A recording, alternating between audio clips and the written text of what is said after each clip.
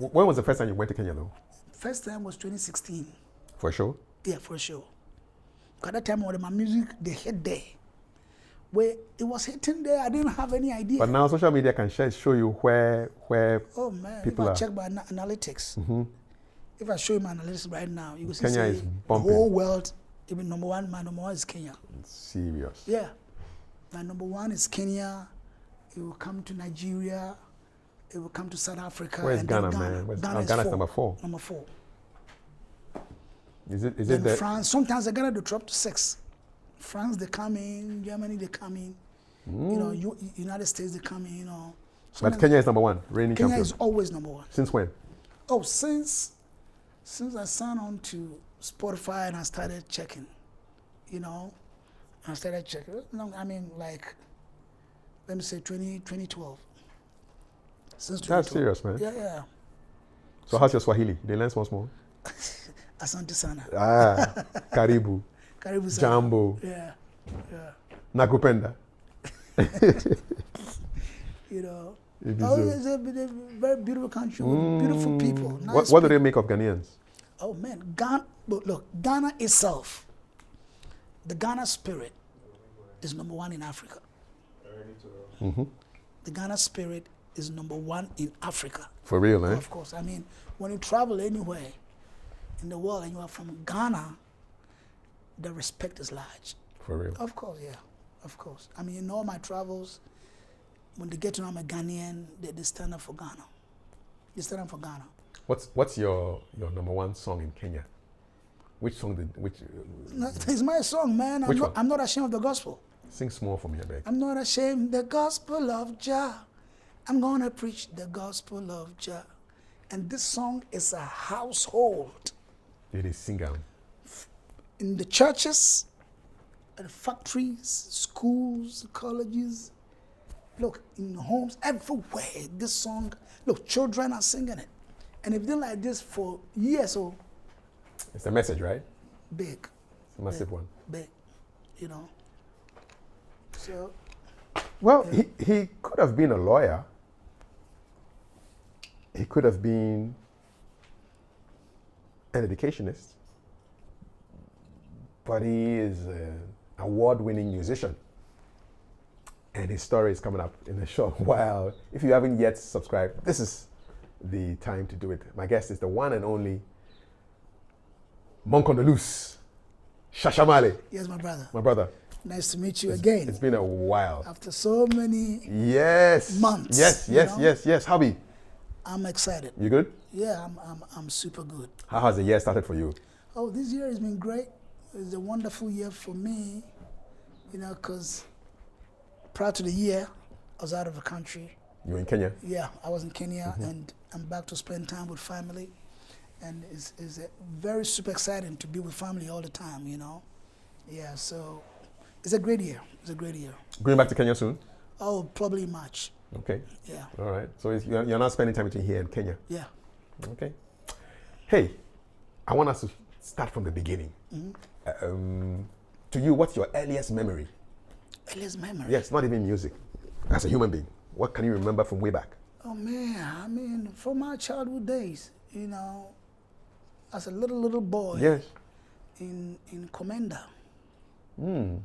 Commander. In the central region. In the central region, you know, my mother was selling pastries at the Commander Sugar Factory at the time. Okay. Yeah. The one set up by Kwame Nkrumah. Yeah. Yes. One set up by Kwame Nkrumah, you know, and I'm saying in the late 60s to the very early 70s, you know, probably from 68 to 69, 70, that I started seeing. Yes. You know, that my mother was selling pastries at the Commander. So meat pies and things like that, yes. Rock bands. My father was teaching at the Commander College. Okay. At the time. So I remember waking up at dawn, you know, going to the factory with my mother to go and sell at the time, and politics came in. You know, the pro-show, the Buziad era, you know, UPs, you know. Yeah. So I remember those activities. Oh, you know. do? Yeah, I do remember those activities. And my father was highly involved in that. My mother too was in it. So I remember as a little boy sitting with my mother at the Commander Sugar Factory at the time. You know, I still remember those, you know, slogans. You know, sure. You know, yeah, very early. And then I was taken to Shama in 1970. The Western region. In the Western region, you know, to stay with my grandmother. And then I started school at the Shama Roman Catholic Primary School, 1970 to 72. And I was brought to Second D. You know, Second D, and I started school in Second D, and that's where I spent my life. You know. Where were you born? I was born in a little village in the central region called Dominasi, close to Commander, you know. When my father finished university, Kivas, government at the time set up a school for the first time at the Dominasi Aboransa village. And my father was the first headmaster there, you know, so he started his life there. And that's how come he met my mother. Exactly. And I was giving birth. And then my father, after that, was teaching at the Commander College. So I saw my father for the first time teaching on his bicycle. I mean, riding on his bicycle to Commander College to teach at the time. Are you an only child? With my mother. Yes. I'm the only child. Yeah. Okay. Yeah. Commander Sugar Factory is still something we talk about in the 21st century. Yeah, I hear them talking about it, but even the politicians talking about Commander Sugar Factory, I see they don't have any idea about it. Yeah, most of them, I hear them speaking about it, but it seems they don't have idea. They just, the factory, they thought the factory just came into being, you know. How does it make you feel? Oh, man, I sit back and I laugh and I see myself, say, oh, man, and I've been around for a while. I mean, I'm an adult now, you know, yeah. And they still haven't gotten it right. Oh, they haven't gotten it right. At the time, it was #1. At the time, it was one of the most exuberant factories with caterpillars and tractors, and women were riding it was women riding the tractors. Yeah, women. You know, and now on social media, I'll see a woman operating is a payloader or whatever, and people are so excited. Oh, wow, give women a chance, give women a chance. But I saw women driving caterpillars. Back in the 60s. Back in the late 70s. 60s and early 70s. You know? So women have been doing it a long time ago. Women have been doing it a long time ago, you know? So it's just a cycle. It's just a cycle for me, you know, yeah. So you started going to school in secondary? In Shama. In Shama? Roman Catholic Western Primary region. School, yeah. Okay. Western, What was class that? 1, class 2. And then I came to secondary, Key Primary, experimental, class 3, 1972, you know. And what was secondary like? Oh, secondary was hot. A very, I mean, the city was very hot, very vibrant. You know, it was a business center. They had all the great shops along the beach, which is no more now. You know, my grandmother was selling cloth. So from Shama, I came with my grandmother to Secondary to get some cloth from the GB Olivant and all CFIO and all that. Yeah, all those big shops, you know, and GNTC at the time, Kingsway. You know, Secondary was very hard. And now you go to Secondary and it's very quiet and yeah, sleepy. it's a ghost town now. It's a ghost town. How does that make you feel, man? Oh, I feel very sad, you know, because the city that I grew up in and I saw everything vibrant is no more like that. What happened? I think secondly, many of us travel out of the city. And the key career in secondary at the time was seamen. You know, in the era of Black Star Line ships. Many of the young guys in secondary were seamen. And majority also stored away in the ships.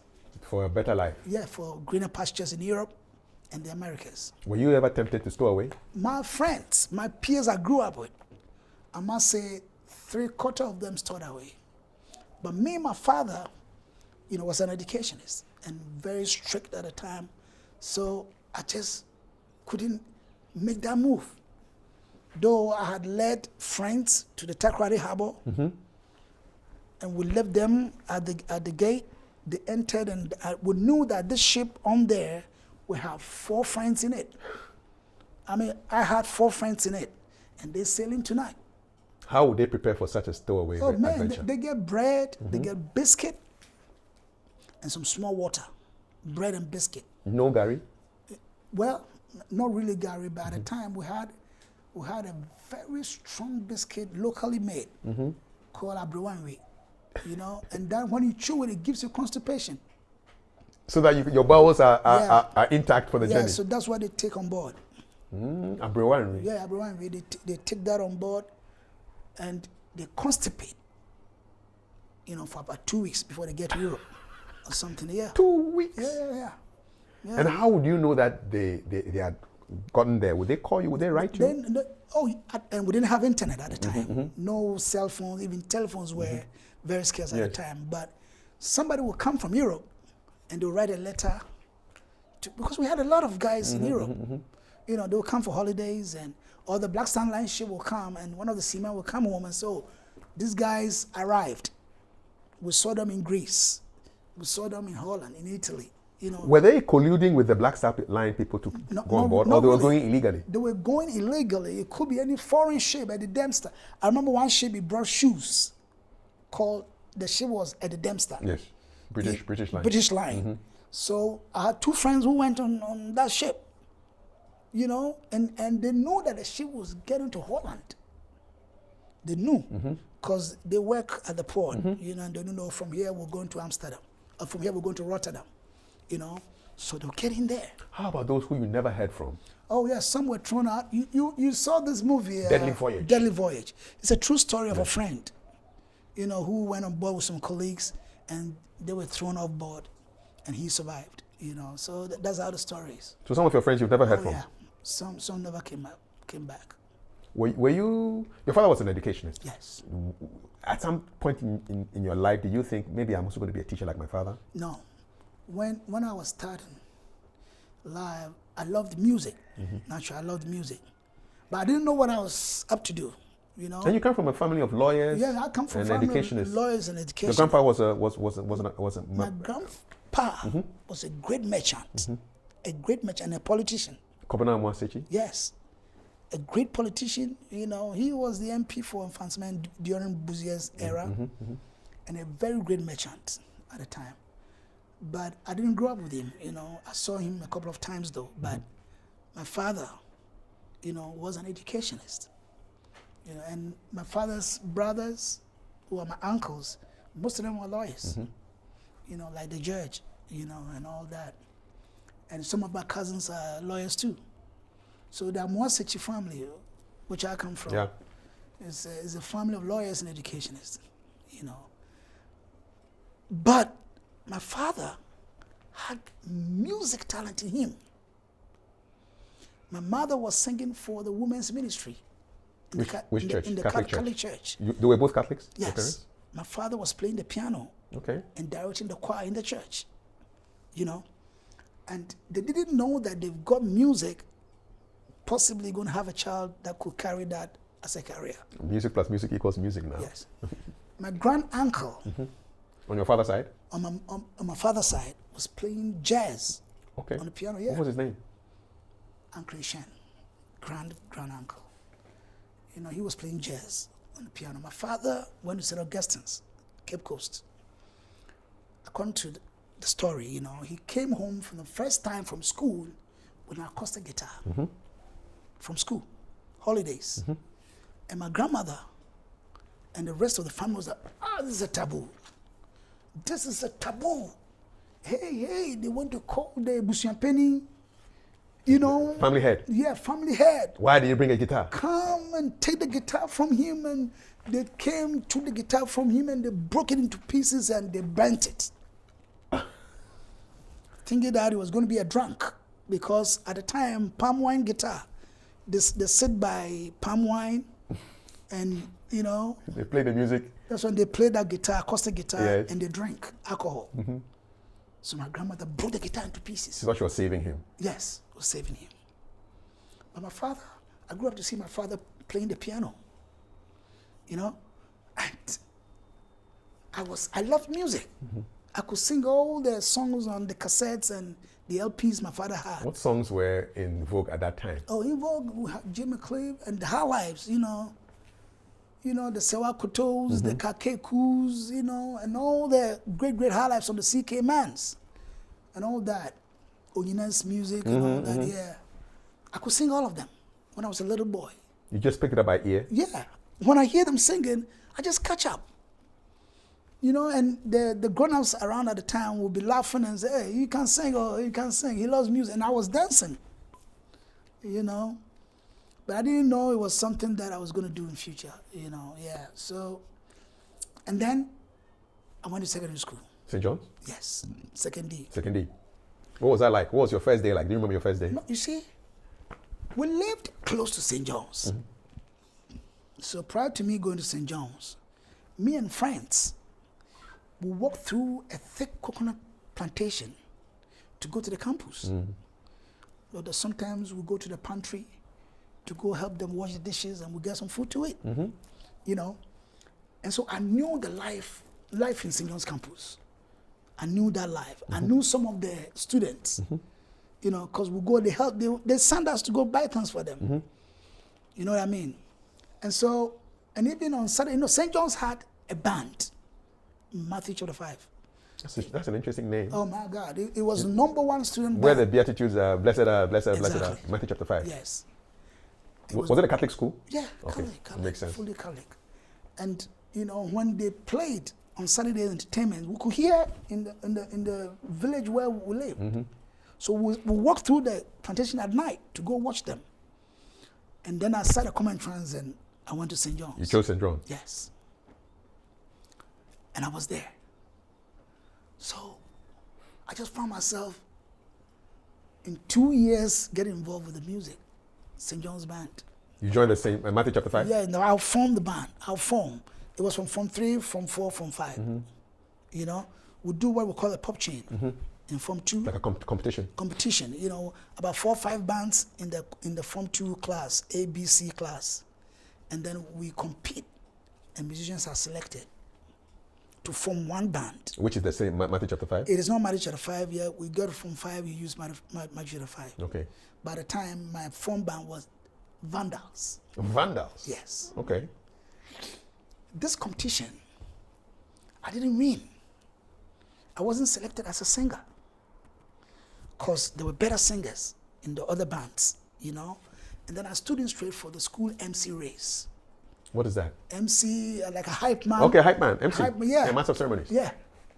And then I won. Okay. So in this case, the senior band, the Form 4, Form 5, Lower 6 band, are going to Cape Coast Auditorium, Kivas, To play with against other schools. Augustins, Yeah. to go play with other schools. My form band is a junior band. They wouldn't go. But as a school MC, I would join them. Of course. I can see where this is going, man. You know what I mean? So I had that experience. Okay. And then I got to Form 4. And the 6th form band had one singer. They needed another singer. Because back then, secondary school was 7 years. Yes, 7 years. Of education. Yes. From 1 to 5, and Yes. then lower 6, upper 6. Yes. Okay. So that Lower 6 band, when I was in Form 4, the Lower 6 band needed a singer. And they called me from Form 4 to join them. So who did you hand over the MC duties to? Oh, even at the time, the MC thing was dying over. off. Okay. So I'll probably say I was the last MC. So that's how I found myself. Now I was singing. What was your stage name then? Shasha Marley. I had Shasha Marley in 1979. What does Shasha mean? Shasha, you see, here's what happened. During the pop chain era, my friend in second D, she was related to the first president of Zimbabwe, the wife Sally. Okay. Who was a Ghanaian? Yes. Sally Hayfron. President Mugabe's wife, Was a Ghanaian. his wife's niece, a Ghanaian. Was your friend? She had gone to live with them in Zimbabwe Okay. for a long time, and she came back to second D. She was my friend. So because I was very vibrant and very famous as a little boy at the time, I was singing reggae music, and all the competitions, I was winning. She gave me the name Shasha. What language is that? Say, hey, you are Shasha, meaning you are a great man. You are a great one. You are a champion. Is this a Zimbabwean Yes. language? Shona? Zimbabwe. I mean, the language spoken in Harare. Shasha. Yes, Shasha. Means champion. Meaning the great one, the champion. And then where did the Mali come from? Mali, because I started singing reggae music. All the Jamaican music coming in to Ghana at the time, the Jimmy Cliffs, the Bob Marley, the Peter Tosh, you know, the Burning Spear culture, I was singing all of them perfectly. You know, but Bob Marley was the most famous. So everybody started calling me Shasha, Shasha, Shasha on campus. You know, and the other guys added a Mali to it because of the reggae I was singing, you know. But in school, they call you by a name and you don't like it. That's how they call you the more. Exactly so. You know, so You didn't like the Shasha I name? didn't like it because I didn't want my father to hear it. What did you want to be called? I want to be called Julius. Which is your name, Yes, Julius Julius Amwasichi. Amwasichi. Because my father said, I took you to school to go and learn to be a lawyer. You call yourself Bob Marley, even though he didn't call it Shasha. And he didn't want to hear the name. So I didn't want it at all, you know. But I became very famous among all the schools in the central and the western region schools at the time, you know. And then it became Shasha Marley, Shasha Marley, Shasha Marley. So this name has been around since 79. 79, probably 78, late 78, 79. You know, so right after O levels, I played with CK Mann. The great CK Mann. Yeah, he called me to be his backup singer. What was that like? Oh man, Performing with CK Mann. great, because he was #1 artist coming from the western region at the time. You know, even though there were other great artists like Pat Thomas and all that from that western region era, but CK Mann lived in Takoradi, so his name was bigger. You understand? And my father had his albums. You know, so Just pause. How did you do in the second O levels? Did you do well? the O levels 1983. When you get into the records, the results were cancelled nationwide. What happened? 1983, they said there was possibly leakage. So this leakage thing is not me today. Oh yeah, in the records, 1983 O levels. They cancelled all the were records. Cancelled. About 6-7 subjects were cancelled. And didn't your father want you to go and write And again? my father wanted me to go back to school. Yes. Now he was going to take me to secondary college, Seku. Seku, to go and do it again. But as destiny would take it, I was home one time. Then St. John's, I'd left St. John's. But when the band plays, I hear it in my room at home. So, and then they were having a pop chain, a fanfare. Yeah. Competition. Yes. Everybody said, go and bring Shasha Marley, go and bring Shasha Marley. We need to see Shasha Marley again. You had finished school by then? I had finished St. John's, my father was preparing me to go back to secondary college. So some students came back to stand behind my window. It was a story building. They called, Shashe, Shashe, Shashe, Shashe. And I had a costume that I used to perform with. What was it I like? took the costume, you know, some shorts and some t-shirt, you know. So this reggaeton, you know. Yeah. I threw the costume through the window. From the upstairs. From the upstairs to them, you know. And if I walked off my room, my father was sitting there at the hall. But I would say God made him sleep. I came out of my room, my father was sleeping in the couch. So I tiptoed, opened the door, and walked out. When I got to the campus, my God, groundbreaking. Everybody was over me. They were all over me. Because they thought you had left school. Yeah, everybody, Shashe, Shashe. Was your school a mixed school? No, boys' school. Okay. But girls' school had come. The girls knew you? Yeah, oh man. Archbishop Potter girl, the Fijai girls and all that. So I was very famous. I can imagine. And then my father, I think, woke up and he didn't see me in the room and asked my little sister to come to the campus to see if I was there. When she came, I was singing. In action. Yes, I was in action. I saw her. And she ran home, go tell my father. No, that. You didn't have any arrangement with your sister not to deliver you into your father's hands. So what happened after the show? I went home. My father was like, "No way, walk out of the house. I don't want to see you again." He sacked you. He sacked me straight. I don't want to see you in my house again. So I was pleading, and then I walked out. Where was your mother? You know, I lived, my mother and my father divorced when I was like 5 years. Okay. You know, Do you think that affected you in any way? it did. In what way? It did, but, you know, destiny strengthened me to live, not to even care about it. But did you miss your mother though? It's amazing because I didn't grow up as a pumped child. I was not pumped, no way, in any way. You know, I would have malaria and I would be given chloroquine at the time and I would have itching body for about a whole week. And I never sleep for a week because, you know, the reaction of the chloroquine. Yeah, it can be crazy. You know, and there was nobody pumping me.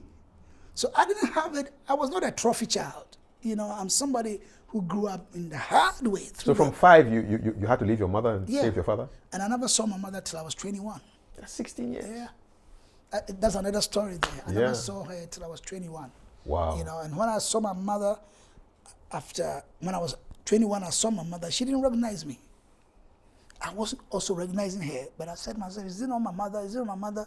She also came up, quite a time she was a matron at Commander College. And I picked the car from security. I said, I'm going to go look for my mother. I went there. I went to the matron's place at the kitchen area. So I'm looking for her. They brought her outside and she was looking around. She walked to me and said, young man, am I the one, are you the one looking for me or something like that? And I said, then we recognize ourselves, you know. So it turned to tears. Well, that was pretty emotional event. Wow. Very, very emotional, you know. So she wasn't there when your father sacked you? Oh, no. Was your stepmother there? Yes, it was my What did she say? Man, when my father speaks, it's final, you know. And my stepmother was a great teacher too, a very great teacher.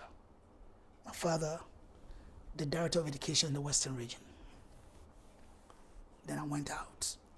Don't come back home? Yes. Where did you go? Where did you spend that night? That night I spent it with some friends in the secondary area, and then I called some grown-ups to go and beg my father. Good move. And my father didn't want to see me. He was sort of highly disappointed. His plan for you was because his plan for me, he knew, look, it's like, I see you as the smartest among all my children. Smartest among all my children. And I want to give you a better education. And he said, I knew you were the one going to inherit all my books. You know? So why have you done this to me? And he was like, no. Musicians were not really seen as people who were respectable back in the day. Of course. But they love music. Yeah. My father loved music. But they didn't like the producers of the music. Mind you, his guitar was broken into pieces and was burnt. So his ambition probably to be a musician was cut off at a very early age, you know. So then, well. The first night goes, then where do you go and stay? And then my friend, whose father had a hotel in Takrady, is now a Reverend Minister called Reverend Charlie Sam. He called me and said, come and live with us. What was the name of the hotel? Embassy Hotel at the time. It was one of the best in Takrady at the time. So then I walked into Embassy Hotel. I was living there with my friends. In their house? In their house. At the hotel. You were living in the hotel? Yeah, the top floor of the hotel. Penthouse? Yeah. Good view? Yeah, my goodness. When you open your windows, what do you see? Oh, the street, the Pioneer Tobacco Company, PTC. You know, it was very, very vibrant at the time. Yes. You know, now the park grants Runabout. overhead, Yes, runabout yes. overhead, you know.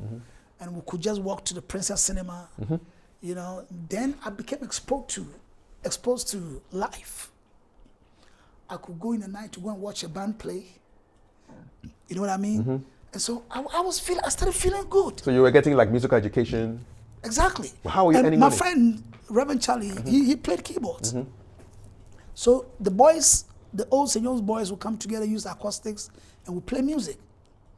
You know what I mean? How were you earning money? There used to be for the very first time, there was no money coming in.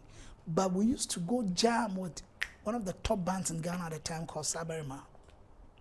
Okay, we jam with them as side band. And then CK Mann saw me and said, hey, you, come and let me play with you. The guy whose music you had been listening to on the radio? Yes. And you knew his songs already? Of course. And it was like, oh, now I've got a job. Then walked in. Straight away, they took me on a tour, Ghana. Where did you go? Which cities did you play? The band was in the Central Region. Touring in the Central Region. Okay. From there, we toured in Central Region. We went into the Bronga Hafus, the Ashanti region. We toured the whole country. We went to the Ivory Coast. The CK Mann. Yeah. Were you put on a salary? Yeah. And it wasn't a salary, it was what we call shares. What does that mean? What comes in the night is what we share. You know? Equally? Not equally, because I was very new and junior, small, yes. and there were other senior singers, you know, but I was singing what we called, well, among us we call souls, like the covers, the copyrights. Like which musicians will we be talking about? Oh man, I'll sing the Cool and the Gangs, I'll sing the Bob Get Marley. down on it. Yeah, I'll sing all of them. Look, I have sung all kind of genres in the world. In the world, before I found myself doing reggae. You know, so I'm a singer. I've sung every genre. High life, soca, calypso, what we call, the R&Bs. It wasn't R&B before. Soul music, yeah. Yeah, you know, I've sung jazz, I've sung every genre. And then CK Mann will come, perform for like an hour, and the show is over. And then they pay. And then they pay us that night. What was can you remember your first salary? How much? It would probably be, it wouldn't reach 10 cedis. What year is this? I'm talking in 1983. What could you buy with 10 CDs in 1983? No, it wasn't 10 cedis. It wasn't up to 10 cedis. Probably some 3 cedis. What could you buy with 3 CDs? Man, if you had 3 cedis with you at a time, you can get all the provisions, the groceries, and you're a man. And we are on top for like 6 months. 3 CDs? Yeah, of course. Everything? Yeah. You can eat for full. You can eat and be satisfied. And we're playing every day. So you were getting paid every day? Every day. We're playing every day. But were you rehearsing? When we break for like a month and we come home, after 4-month tour or 5-month tour, we break for a month, and then our road manager will set out again to book more shows for you. So meanwhile, while we are home for a month, we're rehearsing. Where? CK Mann's place at Energy. Full set of instruments? Yeah. We're rehearsing. So after a month, we set off, okay, now we've done Central Region. Okay, our road manager is out, going to book shows from Brongahafo. Yes.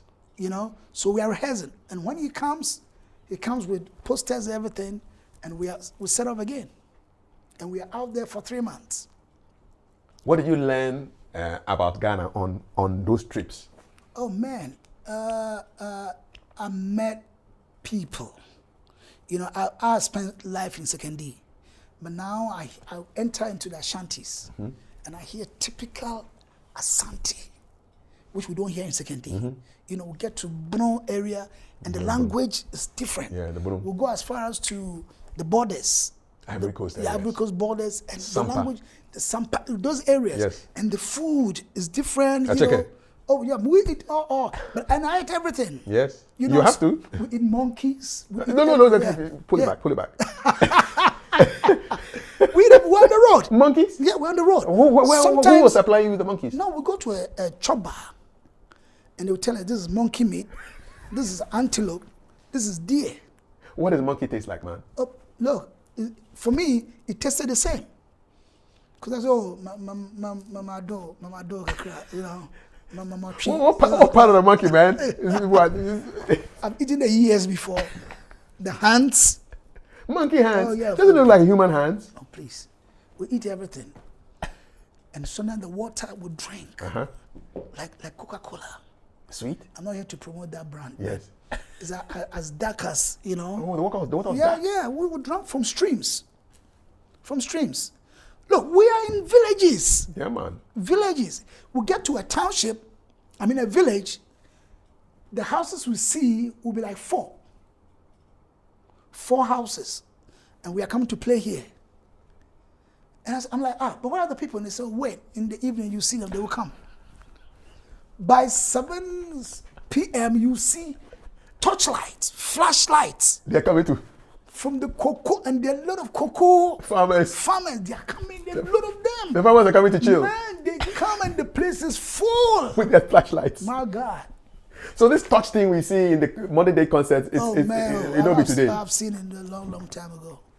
Wow. You know? So you played Central, you played Ashanti, you played Bono. I played all over the country. Did you ever go up north? Yeah. Give me an experience of your tour. Oh man, we were in Bogatanga, we were in Navrongo, we were in Paga, and even in Paga, we know, okay, I felt like we're going out of the country. Yeah. You know, because it's always a border. Yeah, it's close border to time. Burkina. Yeah. And French, the Burkinabes, they come to the show. They come to the show, yeah. We eat and we eat donkey meat. From monkey to donkey. Yeah. What next, my brother? My brother, I never tasted snakes though, but you know, but they told me there are snake meat and all that, you know. What does donkey taste like, man? Oh, look, it tasted the same for me. It's not tough? But donkey, I remember the meat used to be very red. And they told me, oh, this meat is like dog meat, you know. Did you try dog though? No, I never tried dog. You know, I mean, look. You played in Volta? Everywhere in the country. This is a high life concert band. So as we're on the road, we are meeting the Nampedu also coming. The Nampedu has played in, let's say, Lolobi in the Volta region. Yes. The following night is us. So as we are going to Lolobi, the Nampedu band is coming. And J. Adolfo's band is also passing to somewhere. Like aeroplanes in the Look, sky. at the time, the music business in Ghana was #1 in Africa. I keep saying this, but it's like now people I meet and I talk to are younger people. So when I speak like that, they don't seem to understand me. So what happened, man? It looked so vibrant. What happened?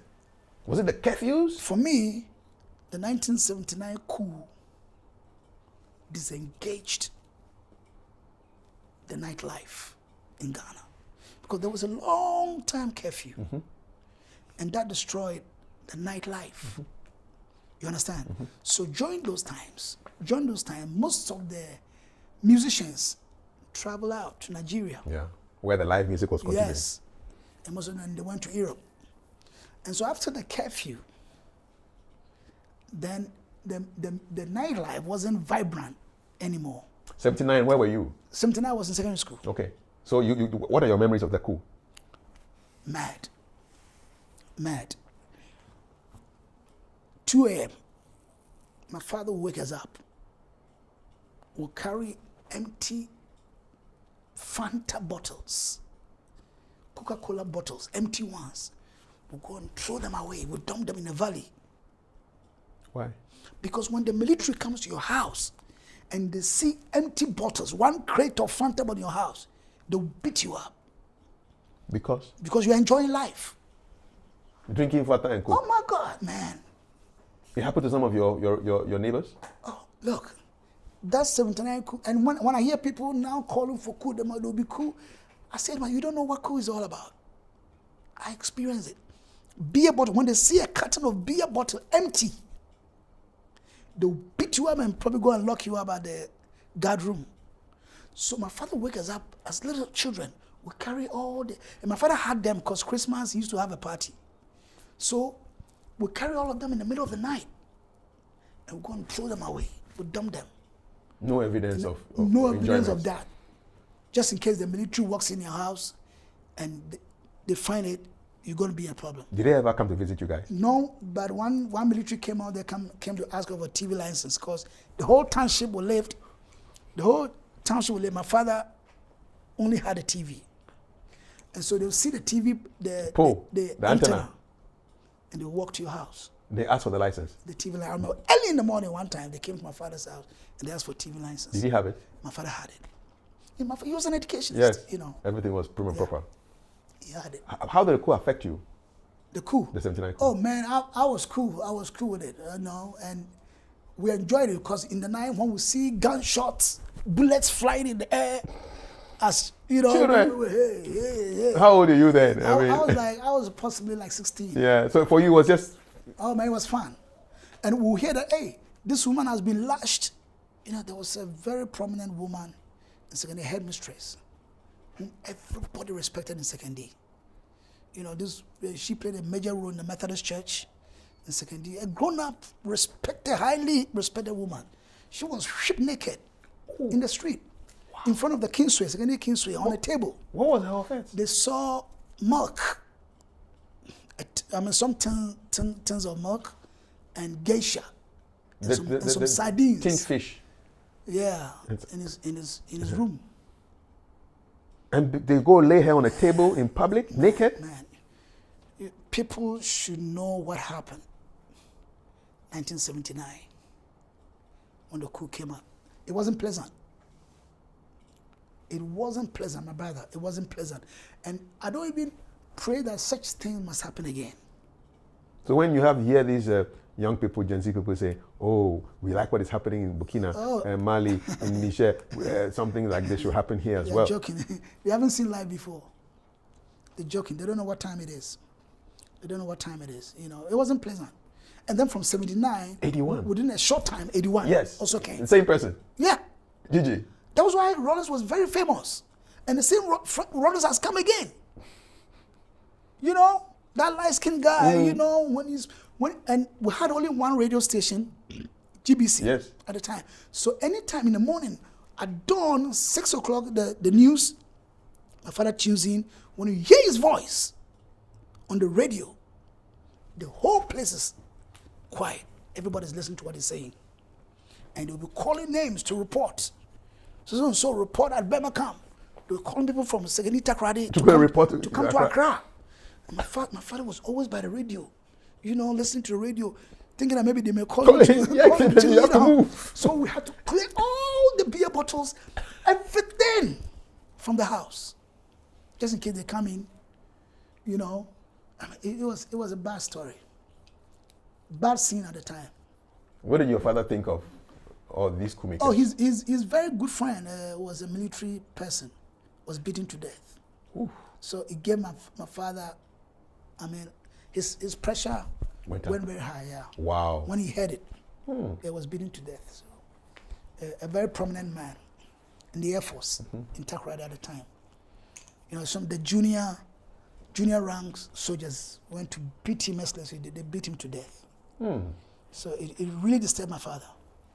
Has the country recovered from what happened in 79, do you think? Well, they've recovered because the generation now, they didn't know. They don't know nothing. They don't know nothing what happened. You know what I'm saying? The generation now they don't know about it. Maybe this interview will let them know that things happen. Probably yes.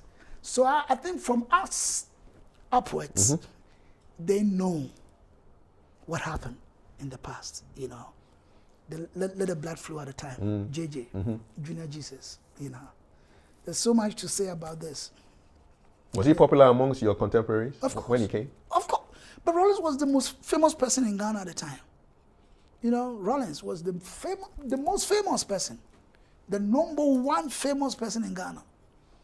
Famous than all the musicians. Then he was the mega star. You know, and I remember CK Mann knew him very well. Because when Rollins, according to CK Mann, when Rollins was at the Takrady Air Force Base, he was working there. Yes. When he was nobody, you know.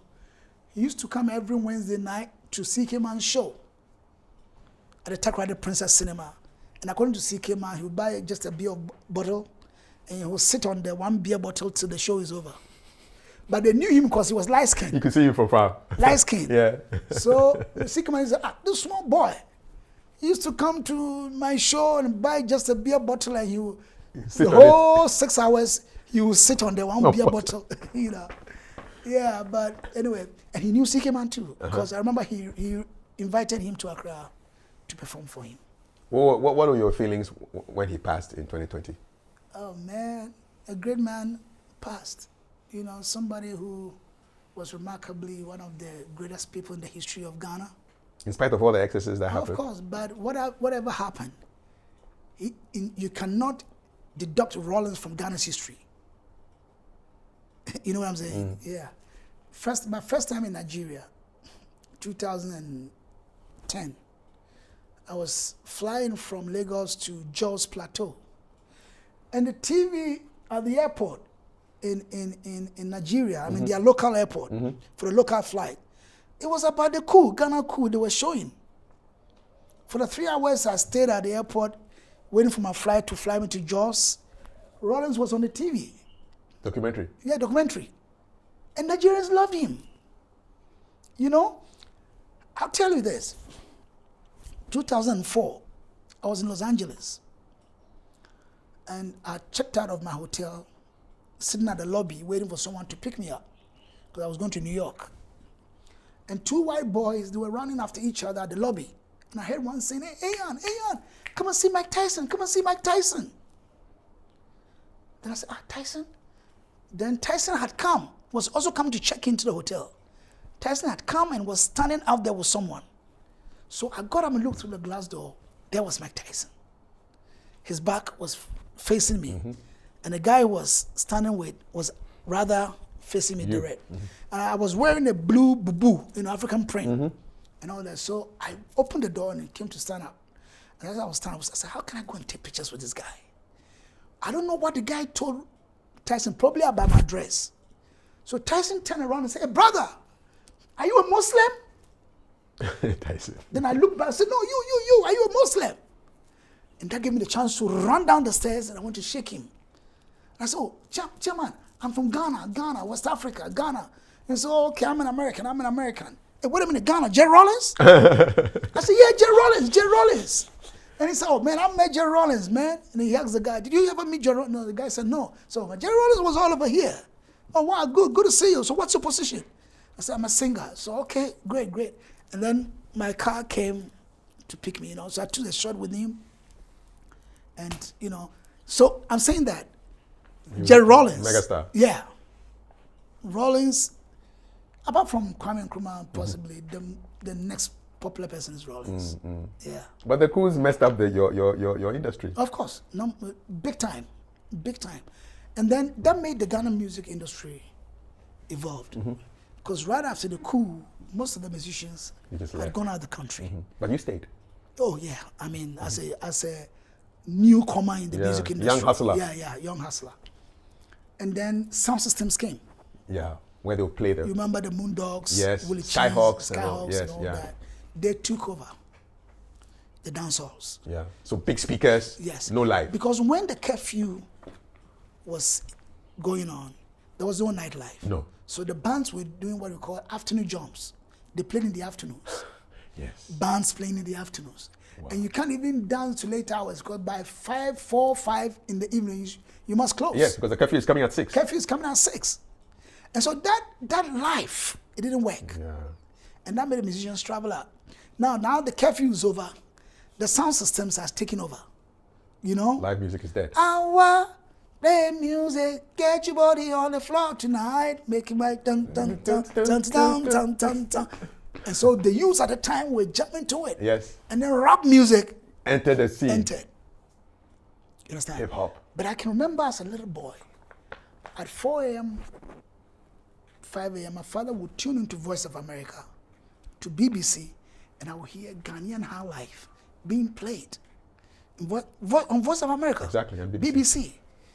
Playing CK Mann's music, the Sweet Beans, the non-produced music.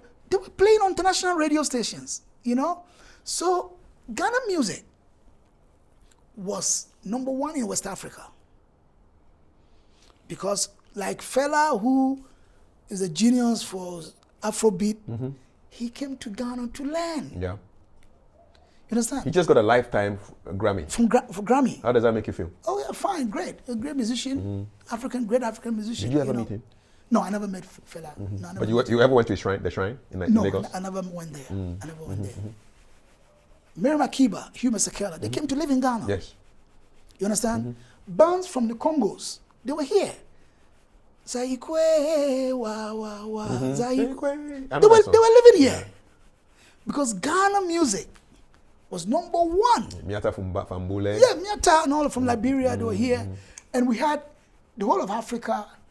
Our recording studio at the time was also recognized as one of the best in Africa. Which one? Ghana Phones. Yes. Where TV3 is now? Yeah, where TV3 is now. And foreign musicians were coming, like foreign African musicians were coming here to record. So you can imagine Ghana music prior to the coup. It was serious. You understand? Yeah, so when the sound system took over and blah, blah, blah, the nightlife was disengaged. But you also played with Jedoublé Amboley's band. 1988. This is, okay. Because I was playing with the band called Keke Shows. Keke Shows, I know Keke Shows. You know Keke Shows, one of the best bands in Ghana at the time. You were there. I was singing for Keke Shows. And then 1987, Jedoublé came to call us to help form his band, the Stenabus, in Tema. So myself and some, very talented musicians, we left from various bands, and we met in Tema to form the band with Jedble Stenabus. And so at the time, Jedble was going to release his album, and we added one song to it called Burkina Faso. It's on the album. Yes. Yeah. So that's how come we played with Jedu. I was a lead singer. I would sing with my co-singer, actually. I would sing for like 8 hours. 8 hours? Yeah. Before Jedu would come for like 1 hour or 1 hour. These are long concerts, man. Oh, yeah. Oh, long nights. We start at 8 p.m. We close at 4 a.m. Yeah. In Tema? Yeah.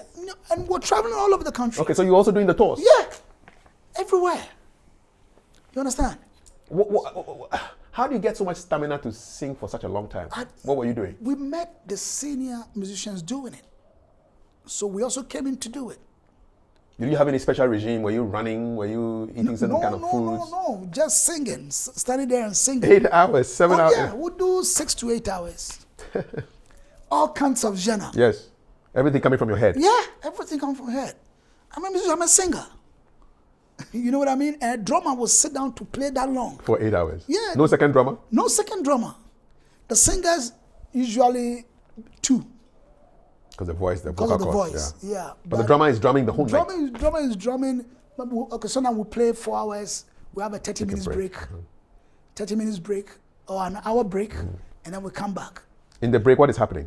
Oh, well, those gonna drink, eat, whatever, Yes. But is the place quiet or you switch to the sound system? No, we don't switch. There was no sound system at the time. So in the 1 hour break? The place is quiet. And we had an MC who also come and hold the mic and entertain crack some jokes? the audience and all that. Okay. So the band is back. Yeah, and then you have to have a lot of material. Yeah. And entertainment in Ghana at the time, man, when I look back, I say to myself, man, things have happened. Yeah, things have happened before. And then you played the Gold Nuggets too. And from Jedu, I played with a little band in Tema called Jupiter. And 1990, Ashanti Goldfields in Obuasi at the time, they came to call me also to help form their band, the Gold Nuggets. Because back then, the companies had their own bands. Yeah. So Pioneer Tobacco had their own band. They had their band. Also Glass Factory. They had their own band. Yeah, some hotels even had their own bands. Yes. And we had over 5,000 bands across the country. Seriously? From the north to the south, east to the west. It's busy. Bands everywhere. And everywhere the band was playing, the place was full.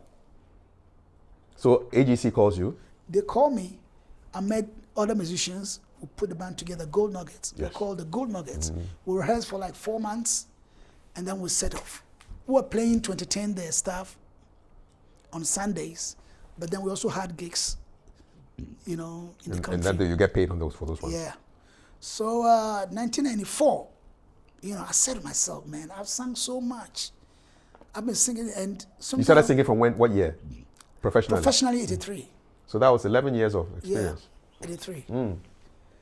So 94, I started feeling, I had some kind of strange feeling because when we came to the banquet hall to play, to perform, play for dinner dances and all that, I see some schoolmates, who are there in suits and all that as big guys in the system. And then Shasha Marley, they call me Shasha Marley, and I felt like, why won't I do my own songs, by trying to sing people's songs. And we were backing artists at the time, And so now when we back some kind of artist, and when I meet my schoolmates, I feel ashamed that, no, it's about time I did my own songs. So 94, I said to myself, come on, goodbye to covers.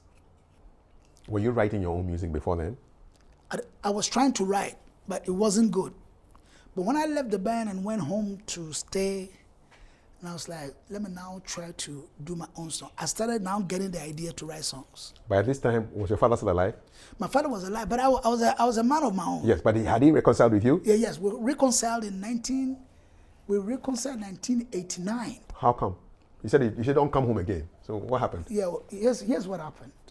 My father was doing business with a colleague of his. this man saw me in Tema.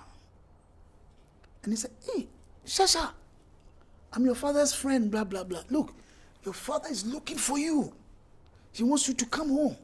And I know when I take you to him, I mean, he'll be my best business partner, you know?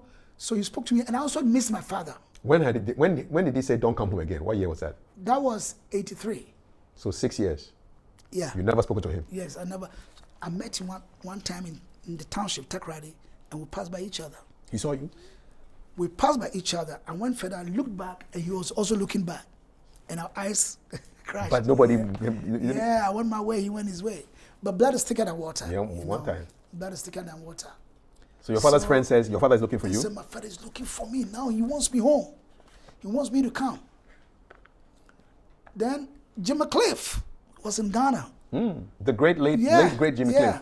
And was playing at the Secondary Genu Park. So I said to myself, I want to go and watch Jimmy Cliff in Secondary.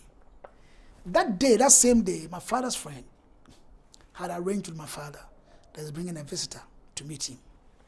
You know, yeah. So me and some friends of mine, my father's friend, you know, we got some drinks and blah, blah. And there was no cell phones at the time. We just walked home. We opened the door. My father was ready for the visitor. Yes. It was me. Are you with the visitor? So, I mean, he felt, you know, that kind of fatherly love, you know. He had missed his son. And then... Was he emotional? Very emotional. And we sat down in his living room. And now my father came out to say, you know what? I've sat down to think about this whole issue. The music gift, he got it from me. My father is saying that I got the gift from him. You know? And he said, he's a very intelligent boy. And even I know the microphone he's holding, he'll be the best. You know, I mean, because he's a very smart guy, blah, blah, blah, blah, blah, you know. And then he poured libation, we prayed, and now he said, you know what? I'll give you your blessing. Go and be a musician. Your father had no qualms with pouring libation and praying? Or he prayed, how did he pray? He poured libation. And then prayed the Catholic prayer? Yeah, and prayed the Catholic prayer. My father also was almost to be a priest, a Catholic priest. My grandmother didn't allow it, you know. So he was a staunch Catholic. But still poured libation? Yes. To the gods of your village? For bringing me back, you know, blah, blah, blah, blah. And then he said, Jimmy Cliff is playing tonight at the Genu Park. He's telling you this? He's telling me this. I personally want to give you money, go and buy a ticket and go and watch him. What? Yeah. How are you feeling? Because this is like a complete... I felt emotional. I almost shed tears, you know. So he went into the room, brought some money and said, take it, go and buy a ticket, go and watch Jimmy Cliff. So from there, I had some kind of freedom. Yeah, man. Because the blessing is on you. Yeah, I had some kind of freedom. That was 1989. Is that where Tell Freedom comes from? Possibly yes. You know, possibly Your yes. big song. Then, I went to watch Jimmy Cliff that night. Did you get to see him backstage? No, I didn't see him backstage. What was the crowd like? I was full stadium. So I was right in front of the stage and I was hearing the songs. Bongo Man has gone, all the songs, you know, House of Exile, you know, Struggling Man, all the songs, he was playing it. Is that where you think the reggae vibe, you decided to become a reggae musician? vibe was my relationship with the secondary seaman lifestyle at the time. Because most of the seamen who came from Europe, they brought the LPs, and most of them were reggae. So in their rooms, as we go and listen, clean their rooms and listen to music, reggae, you know. And the situation at the time, the reggae spoke to us about it. So we felt that this is our music, apart from High Life. We felt that it's like our music. Yeah. Like Bob Marley say, why do you look so sad and forsaken? Don't you know when one door is closed, many more is open? You know, all these kind of lyrics, you know, made we feel that we're part of the music, you know. So when I started writing my own songs, I didn't intentionally say I'm writing reggae, but it came in the form of reggae. You understand? Yes. Yeah. So after Cliff, you were inspired? After Jimmy Cliff, yes, inspired. And then 1994, we recorded my first album, CK Good, yes, which you produced. CK Good and Naughty with that album, you know. And from 94, because I was singing in English, nobody, you know, the record houses, the red labels, nobody wanted to help produce it, like to bring it out, you know. They were saying, oh, look, I'll take the cassette, my demos to the labels, and they'll tell me, oh, this is a nice song, you know, but change it and sing in tree. And I'll say to myself, I'll play with bands, I sing all the Bob Marleys and all that. And people enjoy them. And when I hold the microphone, I'm singing Bob Marley, whatever, the floor is full. Lucky Dube and all that. Why are you telling me to change my songs into tree? And you had seen it live in concerts because you have been performing for years. For years. And Lucky Dube was in Ghana and you guys were going to jump to his music and my music, you asked me to sing. So I had belief in myself. You didn't change? I didn't even get any urge to change it. You know, so I kept the demo after recording the Ghana films. I kept it with me for like 4 years, 94 to 98. And I met a French music agent. He heard the music and said, is that you singing? I said, yes. I said, and what are you doing here in Ghana? He said, come with me to the Ivory Coast. So he took me to the Ivory Coast, to a record company. Aflabon, this country? Yes, Jat Music. They heard my album, straight away they released it. Boom. Boom, in Abidjan. Tell me, the first time you heard your music on the radio, what was that like? I didn't even know it was me. I didn't know it was me, in the Ivory Coast. Yes. I didn't know, we were sitting at an eatery, you know, and my music was on the radio. Which of the songs? CK Good, CK Good. And I didn't know it was my music, but somebody said, Still Pulse. Still Pulse. A French guy. Yes. So, Still Pulse. Then my friend, the agent I was telling, said, no. And he spoke French, it's me. C'est lui. And I said, what? What is it? He said, that's the song. But I couldn't eat. Yeah, that was it. I couldn't eat. You sat here already? Yeah, I listened to it until the end. I said, wow, so the song is on radio now. Yeah. Then, you know, eventually we came back to Ghana. That's a special moment. And when you hear your song for the first time on the radio. Yeah. And we came to Ghana and, you know. What was the promotion like in Ghana? No, they didn't know the song in Ghana. They didn't know the song in Ghana. So I had to relaunch it in Ghana. You know, some friends came in to help produce the cassettes and all that. We did the video and it was released in Ghana in 99. And straight away, a big hit. Something you recorded in 94? Yeah. Only could be released 5 years after? 5 years after in Ghana. 4 years in Ivory Coast, 5 years in Ghana, and it was a massive hit, massive. That's strange, and that your first exposure, it happens in Cote d'Ivoire, not in Ghana. Yeah, that's how it happened, in a foreign country, you know. And so, well, in Ghana now, I was in the scene, Shasha Marley, you know. And, you know, I used to dress like a monk. I had monk a on the loose. Outfit, yes.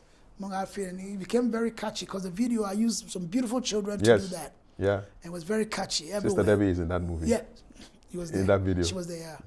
And, you know, and all the children, they love CK good and not evil everywhere. You know, the children somewhere singing good, you know, and all that. It was a hit, big hit. And after that, we did the Stop It's Love Life. Yes, that was a big one too. Big. How did you get onto that production? It's amazing. They had finished producing it. I was walking into Paloma. In Accra? Hotel, yeah. And here I met Black Coffee. Yes. And Black Coffee came out of the car and said, oh, Shasha, we're doing a project on HIV/AIDS, you know? It's almost done, but I don't know whether you would like to put your voice on it. I said, why not? One time. He called me to come on it. In the night, I went to the studio, the Cantonment's Reggie Rockstone's studio, yes. and they played me the song. There was no space for me to fill there. But the engineer asked me to do something, you know. So I said, okay, you know what? Take all the vocals from it. Yes. Leave just the choruses. And let me do something on the NC. And from the top to the bottom, I sang through it. When I finished, I walked out. Because what happened was, the producer of that project, Rap, Bakari, may he rest in peace. Rockstone's collaborator. Yeah. When I went, and he's like, who's this guy? Who brought him here? So Black Coffee said he should come. So who's he? But you know, when I speak, my voice sounds different from when I'm singing. So the guy heard my voice and said, man, who brought this guy here, man? He has a horsey voice. He has a horsey voice. Man, come on. I don't want this guy on the project. So he walked out. With you there? With me. And he walked out. How did you feel, man? Man, I felt embarrassed. And I looked at the engineer, Mike Colehouse. I said, what should I do? So, okay, you sing and go. They like your stuff? No. They hadn't even heard it yet? Yeah, he hadn't heard my voice. Okay. I thought, what I'm thinking is, he also wanted me to just, in order not to embarrass me, At least sing something. do something and go. And go. They may delete it. I know how engineers behave. So I went to the booth, fixed the headphones. I said, okay, take all lead the raps and everything from it. Yes. Just give me the whole tune and then lead because I've sung music. They didn't know. For many years. But they didn't know. This project was in 99. No, 2000. It was in 2000. Yeah, and you've been singing since what, 83? And I've been singing professionally since 83. Yeah, 17 but years. I'm actually from 78, Exactly. 79. So over almost 20 years. Yes. More than 20 years. Yes, so I'm a singer. I'm sure you put all your 20-something years But into that. it depends. When I heard the rhythm, what came out of me is what I put on the record. I love that intro. Whoa, whoa, whoa. Yes. Just send us the messenger to warn you about this HIV. Stand firm or you gonna fever. But it will sound different when I hear the instrumentation and I have the headphones. Yeah. Oh, it's a beautiful So song. I sang through and I finished. I was like, how's it? The guy said, it's okay. I said, okay. Then I left. So when the rap guy came back and they played the song, I was like, who's singing? Wait a minute. So the guy who left. So that's his voice? You know what? They kept everything I sang. Everything you sang. Everything. Nothing was deleted. Nothing was deleted. So I was there, they called me. I know GHAMRO Rollins was launching, they were doing this HIV thing at the conference center and it was chaired by GHAMRO Rollins, So we are launching the song there. I said, am I part of the song? So man, come on, you are the star of the song. Big time.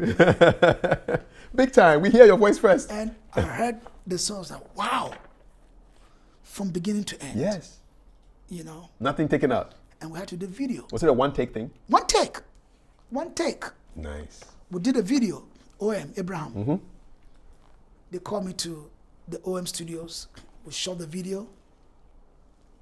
Pine everywhere. And at the time, only one TV station we had. GBC. And this video was on TV over 20 times a day. The whole of Ghana will know about you, man. 20 times a day. And when the artist came, your name is written there. One Shasha time. Marley. And that was what brought Shasha Marley really into the scene. A song about HIV and AIDS Yes. prevention, which you may not have even been on Of if course, the engineer yeah. hadn't given you that chance to go and sing. Yeah. How did that thing impact your life? It was a divine connection. It was a divine connection. I mean, as nature may ordain it. You know what I'm saying?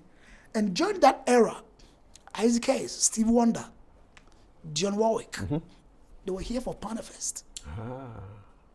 Just around the same time. 2000. So Isaac Hayes had seen me on TV singing on HIV. That song was the most popular song. Yes, it was. And he was also he was inducted into Adan Okanse family. Yes. As the king for development. Kosohini. In Kosohini. So, I was contacted. I was taken there. I was like, I met the princess of Adan Okanse. It's like, look, we're going to do something with Isaac Hayes. Because he had a program running at the time, Save a Million Lives. So we have to do a song for that. We did the song, Save a Million Lives. This princess took to the States to play to Isaac Hayes. And Isaac Hayes said, wow, I want to be on this. So Isaac flew to Ghana. From the States? From the States to Ghana. You see, when we're talking about international collaborations, I'd done a collaboration long time ago, and we didn't have a social media at the time to project all these, So Isaac Hayes came to Ghana, put his voice on it. He took the music to America, to the record company. That night, Mike Tyson was fighting with Lennox Lewis in Memphis, Tennessee. After the fight, Isaac Hayes was going to host Denzel Washington most of the stars who went to watch the boxing at his restaurant in Memphis. So all these stars met in Isaac's restaurant. Isaac played the music with this Shasha Marley guy, collaborating with Shasha Marley guy on HIV/AIDS. And everybody was like, man, go for it, Isaac, this is great. Straight away, I was sent a ticket, KLM first class, to come to Hollywood. What's first class like, man? What's it like, man? Man, look, I was drinking tea with fork and knife, man. And they call you by your name, right? Of course, man. Mr. Marley? Or Mr. Shasha? Man, it was beautiful. Beautiful. Beautiful. Beautiful. We flew to Los Angeles, LAX. One time. When I came out of the airport with a princess and Isaac's partner, there was a white lady standing out there with my name on a placard. Shasha Marley. Shasha, I said, yeah, that's me. So I walked to the woman said, is that you? I said, yes. It's me. Come. She took my bag, this white lady took my bag, out there, stretch limousine. White or black? Black. Limo stretch. From here to like where? Your gate. In Los Angeles. Of all places, man. Hollywood. Yes, I. So straight away, I was at the back of the limo, looking at all these buildings in Los Angeles. And she was speaking a microphone. Hello, sir, Mr. Marley. You can get a refrigerator. You got drinks in the refrigerator. You open up? I open it. Ah, man, all kind of drinks. What they inside, man? Everything. But unfortunately, I don't take cold stuff. Yeah.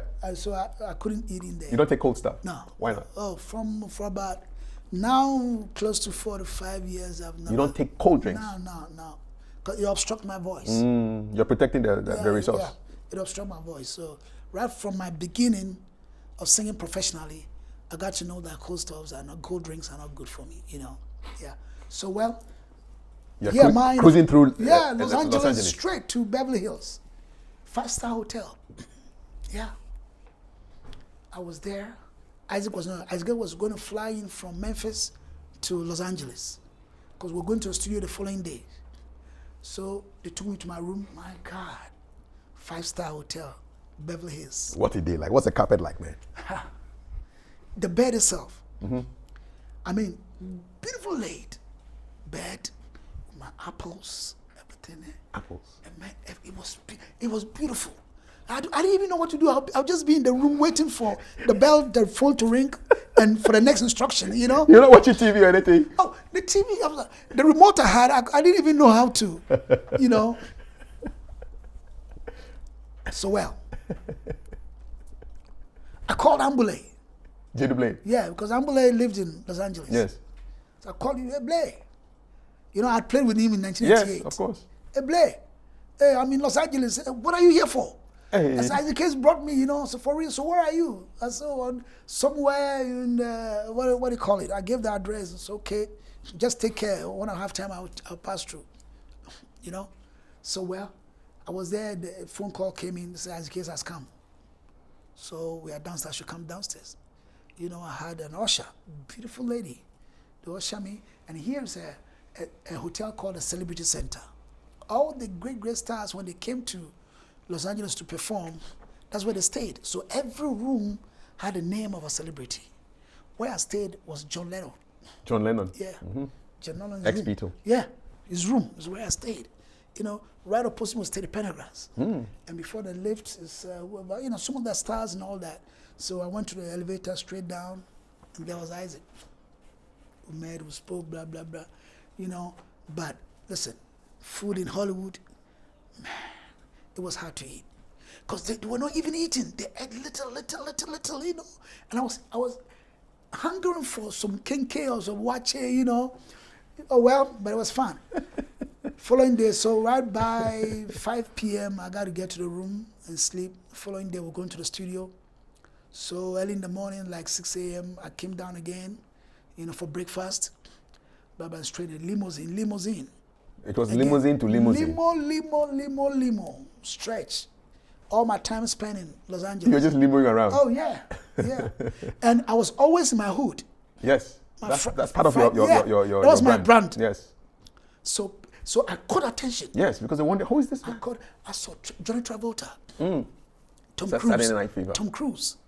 All of them, you know, they were course. asking, who's this guy? Who's he? Who's he? Because you are in Hollywood Of in course, that. yeah. You know, so they were, who's he? And I was like, oh, he's a great star from Ghana that I brought to do, you know. Work with. So they also saw me as a great star, you know. course. And we didn't have smartphones to take selfies at a time. No. You know what I mean?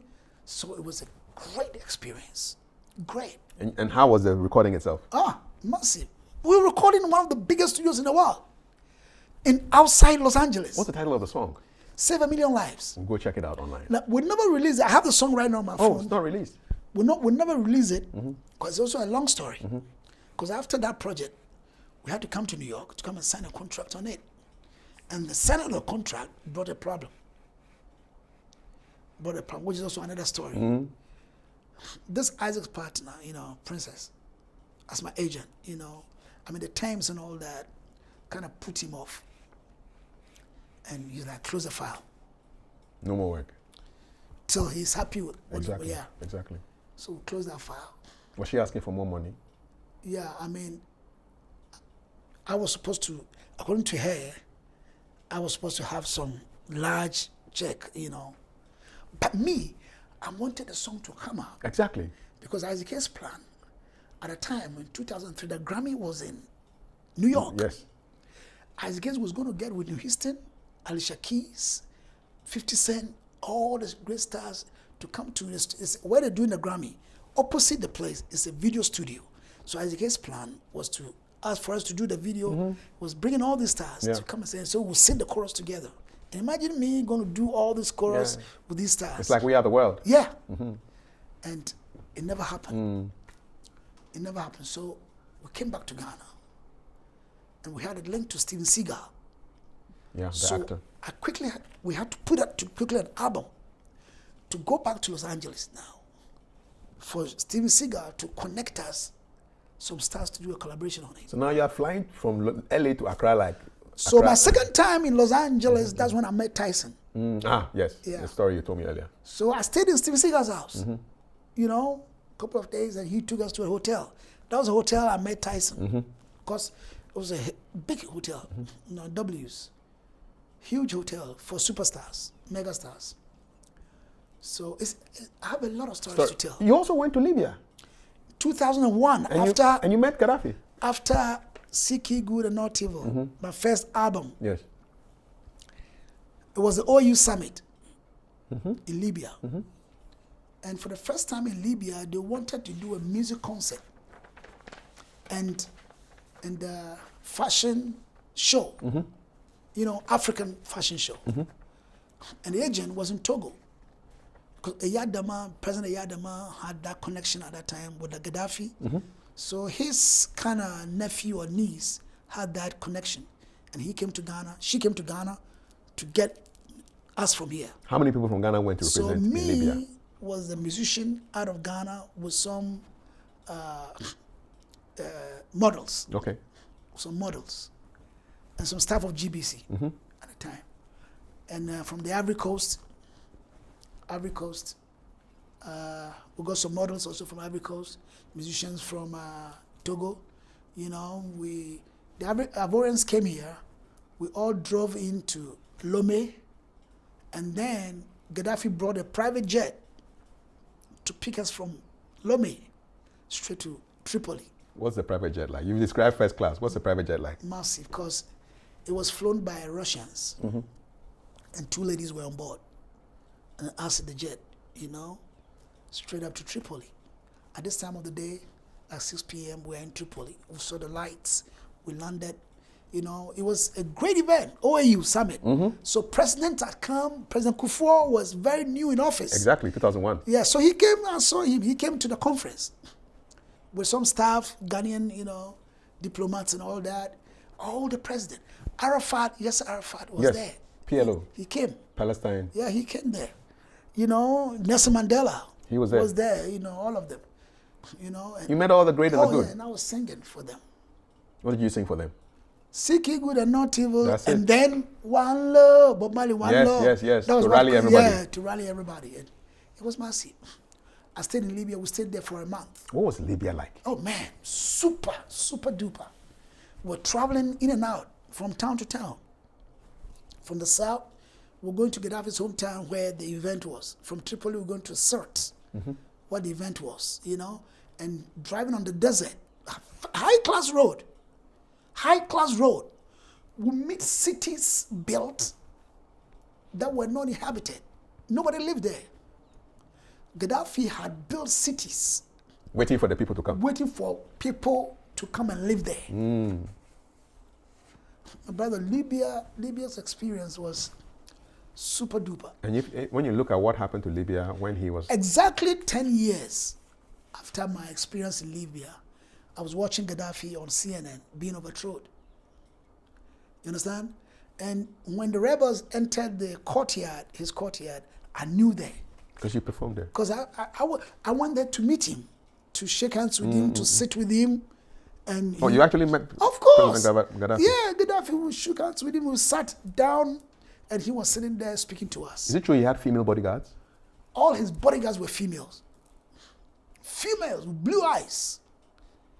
Females, man. The Libya experience was also different. What was the reason for him having females? I don't know. He trusted them more than the men? Possibly, yes. Very smart ladies. Smart. The intelligence of Libya were females. Intelligence, you know. Intelligence officers and things. Yes, were females. So we had, for me, as a singer, reggae singer, a lady was brought to me that, she's also a musician, you know. She sings river soul. I can have ideas with her, plan music with her. I never knew she was there. Military officer, an intelligence officer? Yes, intelligence officer, you know. They came within us, our midst. And then we were called by our agent and said, you know what, all these people coming here as musicians and models and all that, they are not. They are all intelligent officers. You know, so we go out to an event, you come back, you could see that your luggage has been opened. You know, you could see. They'll come to your room to do a search and all that. And oh man, Libya was an experience. And now when you look at what Libya has become? It's messed up, man. Look, that country was number one. And seeing it now on TV, it's like Babylon, destroyed city. How does it make you feel? Oh, very sad. You know, I mean, we don't have what we want. We don't know what we have, so we lose it. Did you meet any of his sons? One of them just passed away just yesterday. Oh, really? Yeah. Oh, that guy, one son that he knew was going to take over him. Oh, he passed away. Oh, okay. May he rest in peace. You know. So Libya was an experience, a very tough experience. You know. Yeah. Your music has taken you all around the world. Everywhere, a lot of places. Even as far as Australia. And Brazil. Opposite sides of the world. Yeah, and Brazil. Give us a Brazilian experience first. Brazil, my tour in Brazil was another experience that anytime I remember, it brings me great memories. You know? I mean, well accepted, well received, you know, and everywhere I played in Brazil was full, was sold out. You know, that was in 2013. My album was doing very well in Brazil. So I have great following in Brazil too. In Brazil, yeah. You spent a long time. I spent a time. I spent 1 month in Brazil. Which city? You toured? I toured. Mostly in the north. You didn't go to Bahia? No, I didn't go to Bahia. Where were the most I was going to go to Bahia, but something happened. I mean, you know, the promoter, they didn't do it. So what, you did Rio? For a reason. I did Rio. I did Sao Paulo. I did Sao Paulo, and we did the North more. Belém. Belém, I know Belém. Belém, we did Belém at the Para State. Para State, we did more. And the Amazon, you know. The jungle, the forest. Yeah, the forest. It has great impact there. So I played in a sports where it was by the riverside in Amazon. Oh man, aside Beruta, I played right in the river, in the Amazon River. You were playing in the river? Oh man, I mean, it was built in the river. And the crowd, you know, I've got photos of that. The Brazil experience? Yeah, I've got photos of that. How about the Australian experience? Australia was You stayed there for a while, right? You lived in Australia for a while. Yeah. How many years? In fact, Australia too was a month. Was a month. You know, and Great tour. Great tour. Did you ever meet any of the Aborigines, the original inhabitants of my Australia? My team, the promoters, the team that we moved with, you know, my road manager and all that. Aborigines were all over us, yeah. Yeah. It was a great experience in Australia, you know, get a few Ghanaians there. You know, Afro Moses came to Yes, me. Yes. Afro was there when we went to, what they call, other cities, and there were Ghanaians who came to the concerts. To come and listen to you. And one great Ghanaian that I met was Eddie Kwanzaa. You know Eddie Kwanzaa? You're a musician? Yeah. Yes. Guitarist, I think. No, trumpeter. Trumpeter, I beg your pardon. Eddie Kwanzaa came to my concert in Melbourne, and he invited me to his house, and he took me for a lunch. It was beautiful. We're flying all over Australia, you know, and it's been a great time. Have you done Asia? I've done Mongolia. I did Mongolia in 2014. Monk on the loose in Mongolia. Yeah. What took you to? They say Ghanaians are everywhere, man. Yeah, Did you everywhere. meet other Ghanaians in Mongolia? Yeah, but more Nigerians. In Mongolia? Yeah. I did Mongolia in 2014. What took you there? I mean, how did you get there? Music. Well, how does it work? Somebody calls and says, we want you to come and play? Because I did. How did that work? I did Nigeria in 2010. 2010, you know. And this guy, one of the Nigerian guys I made friends with, you know. He came to Ghana, blah, blah, blah. And it was 2014, was like, hey, there's a show, I want to take you to Mongolia. You know. From Ghana? Yeah. What was the connection by flight? From here to Lagos. Lagos to, we did Thailand. Okay. And then we... Thailand to Mongolia. Yeah. What is Mongolia like? Oh, man. Beautiful weather. When did you get there? What time of the year? What weather 2014. did they have? Okay, what kind of weather did they have? Was it winter? No, it was... Summer? Yeah, tropical weather. Yeah, tropical weather. People are nice. The food is beautiful. Their food is, seafood. Does it resemble anything that you eat here? Yeah, the shrimps and the lobsters and the octopus and all that, you know. And, look, I eat everything. Yeah, you said so earlier, man. I eat everything because in my early lives, in my career, I travel around the country, Ghana, and I've eaten everything. Indeed. You know, so yeah, food has not been a problem for me. Let's talk about the music now. Yeah. You recorded what have been considered controversial tracks. Yeah. Which of the songs that you've recorded and written, which have brought you a lot of controversy? I must say, Mataa Family. Mataa Family. You know, and the Boom Boom Wawa. You know. Let's deal with the Mataa Family. Yeah. Is it a real family? Of course. Mataa Family, you know. Just that their names sounded like a Ghanaian word. Yeah. You know, but... We thought it was kind of like a hype. Yeah, that's what they'll say, yeah. So the family members are who? The Mataa Tui. Mataa Tui. Mataa Pui. Mataa Pui. And Mataa Fish. Mataa Fish. Fish. Not Fush. Not Fush. Yeah, Fish. Fish. Yeah. So Fish, Tui, and Pui. Yeah. They're brothers. They are... Look, because that was... Can I call them and speak to them now? Of course. Tui and Pui lives in Sydney, Australia. And Fish is in New Zealand. So when you listen... You see, the Ghanaians, when the song came out, they didn't listen to the English. Because it sounds like... Yeah, they didn't listen to the stanzas, the English. From Ghana to Australia, Ghana to the New Zealand, Ghana to Papua New Guinea, miles and miles of empty space in between us. Mataa, Mataa, Mataa, Mataa, Mataa, Mataa. And they'll say Mataa, Mataa. Which means Mataa, I've farted. That's what I think. And they still think, you know. And still? Of course. And that song was the biggest controversial song in Ghana at the time, and it still is. You know, and you know, I met these guys. Eventually. The brothers? Yeah, when I was in Australia. We met, and it was a great fun. You have pictures of these brothers? Oh, that's what I'm saying, that you see, our problem, all these things we've done. We didn't have social media back then. We didn't have smartphones. You'd have selfied. We didn't have smartphones. We had cameras, but what are the pictures? But you know, Shasha, the trend for some musicians is to play controversial music that has maybe a double meaning, and they won't say anything about it, and the song is just going, and then we're all creating meaning around It's it. amazing. That happens. But this Mataa Fish, but sometimes you play a kind of song that you knowing that I'm releasing a song, and a song comes out and it's controversial, and that after that it brings your attention to so this is what I never even knew that this is what it's going to cost. What was the funniest story around this whole Mataa Family song for you? Funniest experience? Oh man, in Cape Coast. Cape Coast, I was there in 2008, and the children saw me in the street in Cape Coast, the Chapel Square area, and they were following me from everywhere. Shasha Marley, 10 down for Shasha Marley, 10 down for ping, 10 down for, and all, so.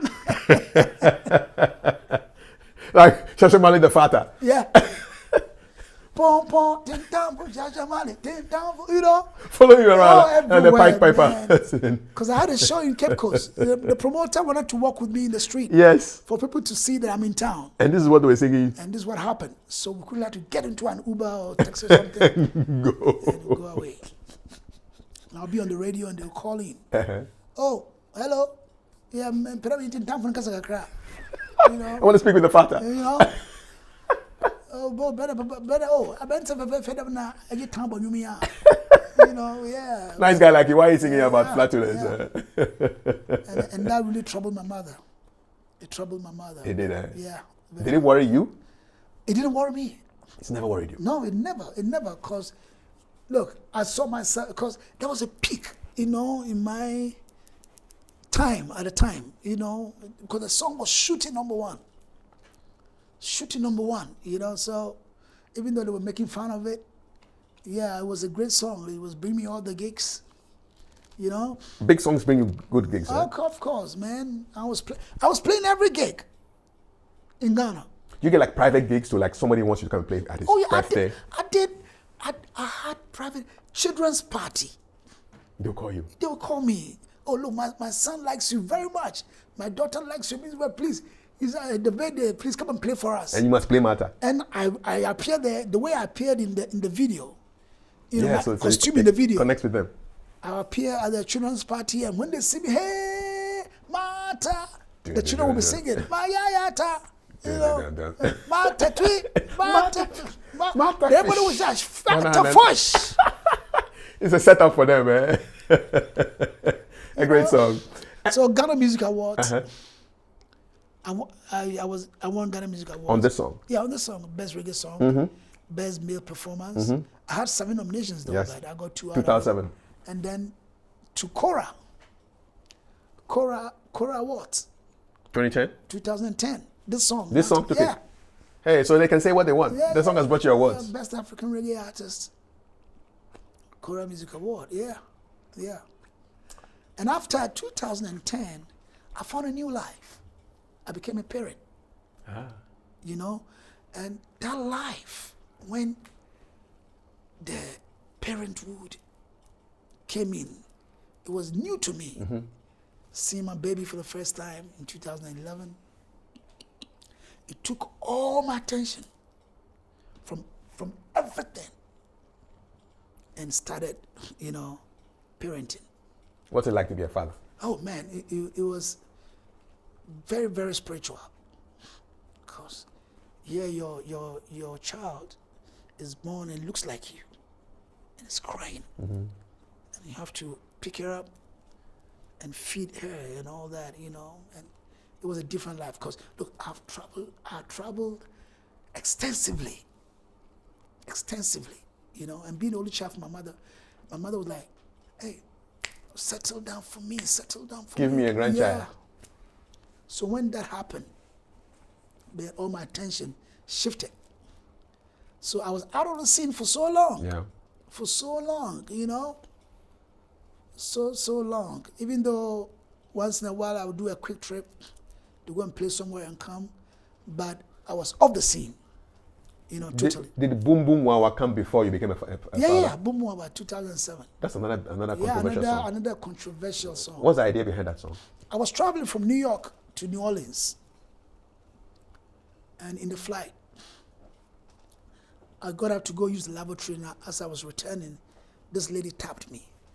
Asked me, are you African? I said, yeah, from Ghana. I said, oh, Ghana. I used to live in Ghana. I had a connection with the University of Ghana, Legon. So she was living here. So I was standing, she was sitting. On the plane? In the plane, yeah. And we spoke, and then politics came in.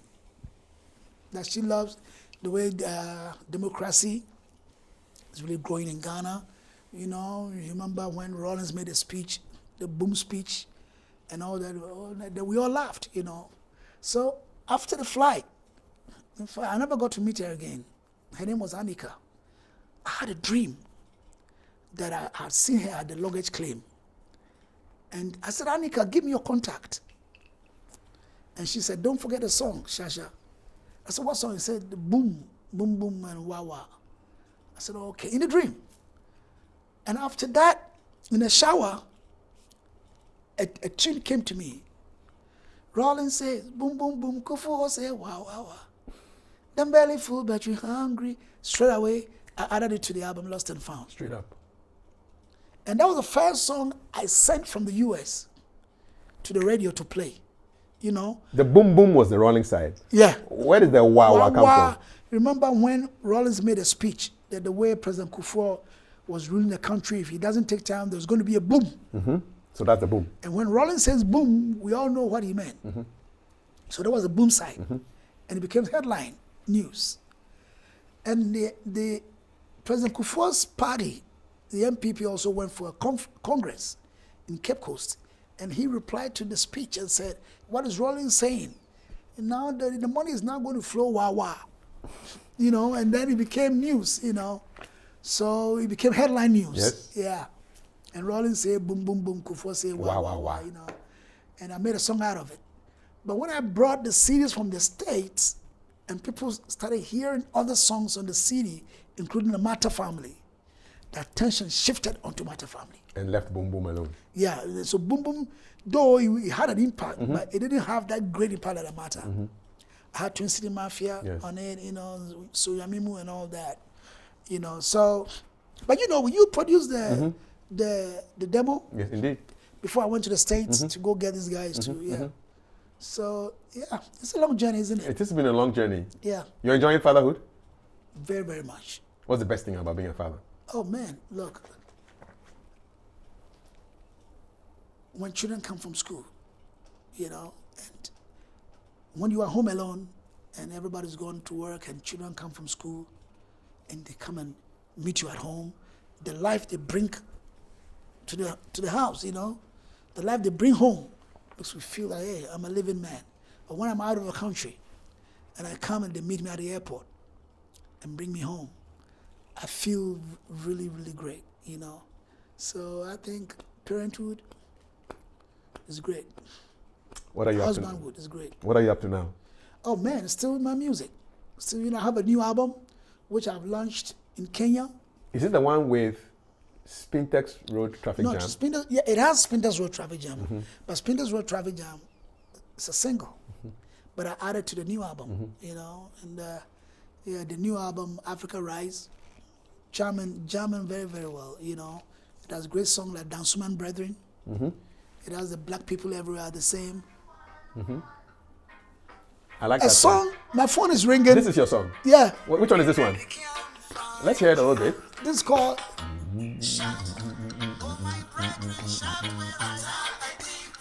I know this song.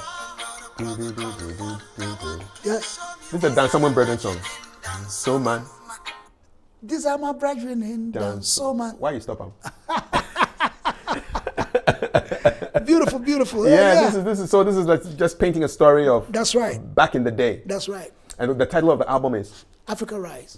Africa Rise. Africa Rise. Yeah. It's doing well in Kenya. Oh yeah, in Kenya, and as I monitored the analytics on the Spotify and all that. It's doing well. How grateful are you for social media? It is great. It is great. I mean, compared to the past. In the past, we did it through the analog way, the hard way. Give the music to the DJ. Yes. In the past, I had to travel to Navrongo myself to give the music to the DJs. But right now, with social media and all that, I can sing the song via the WhatsApp and all that. You know, I release a song here. In a minute, it's in Brazil. The DJs in Brazil are asking for it. And I'll send the audios on WhatsApp. In Australia, I'll send the audio. In Mongolia, I'll send the audio.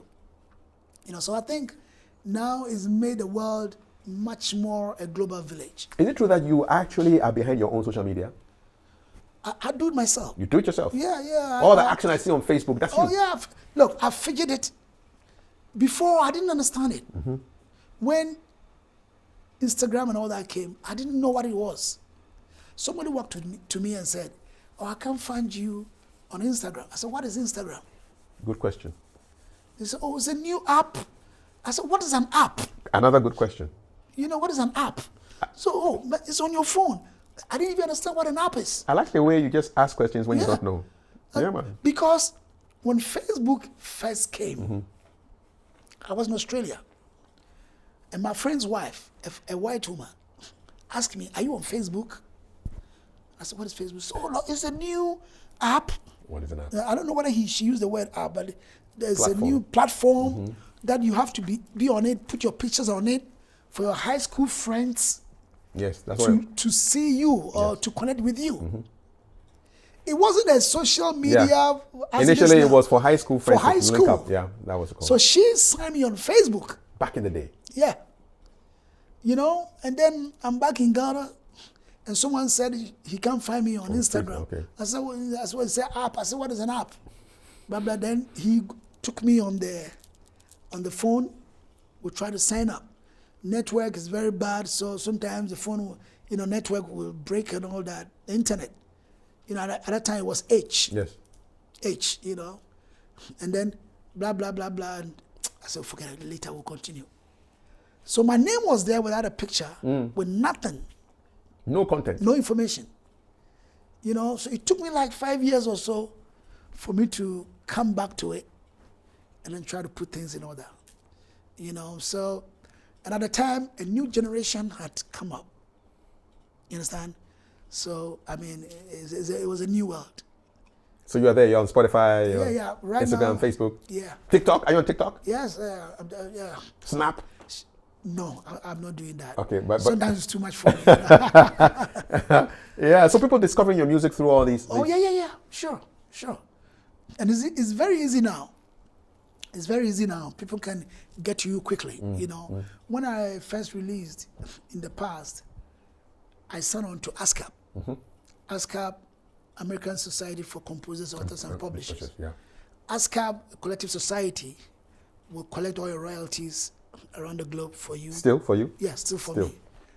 Is it good? But yeah, ASCAP is good. I mean, they How often do they pay? Every 6 months? quarterly. Every 3 months? Yeah. So So you're expecting this year's check soon? oh yeah, I go on the app and I Yes. check it. And So you something know that's coming how in. much you're Something making? that's coming in. Good. And for them, so advanced that you get to know that your music is played in Brazil Exactly. for 1 minute. The analytics. Yeah, you get to know. Way before Spotify came. Way before all these apps, the digital platforms came. And with ASCAP at the time, it wasn't digital. They had queued your songs onto their platforms, onto the satellite.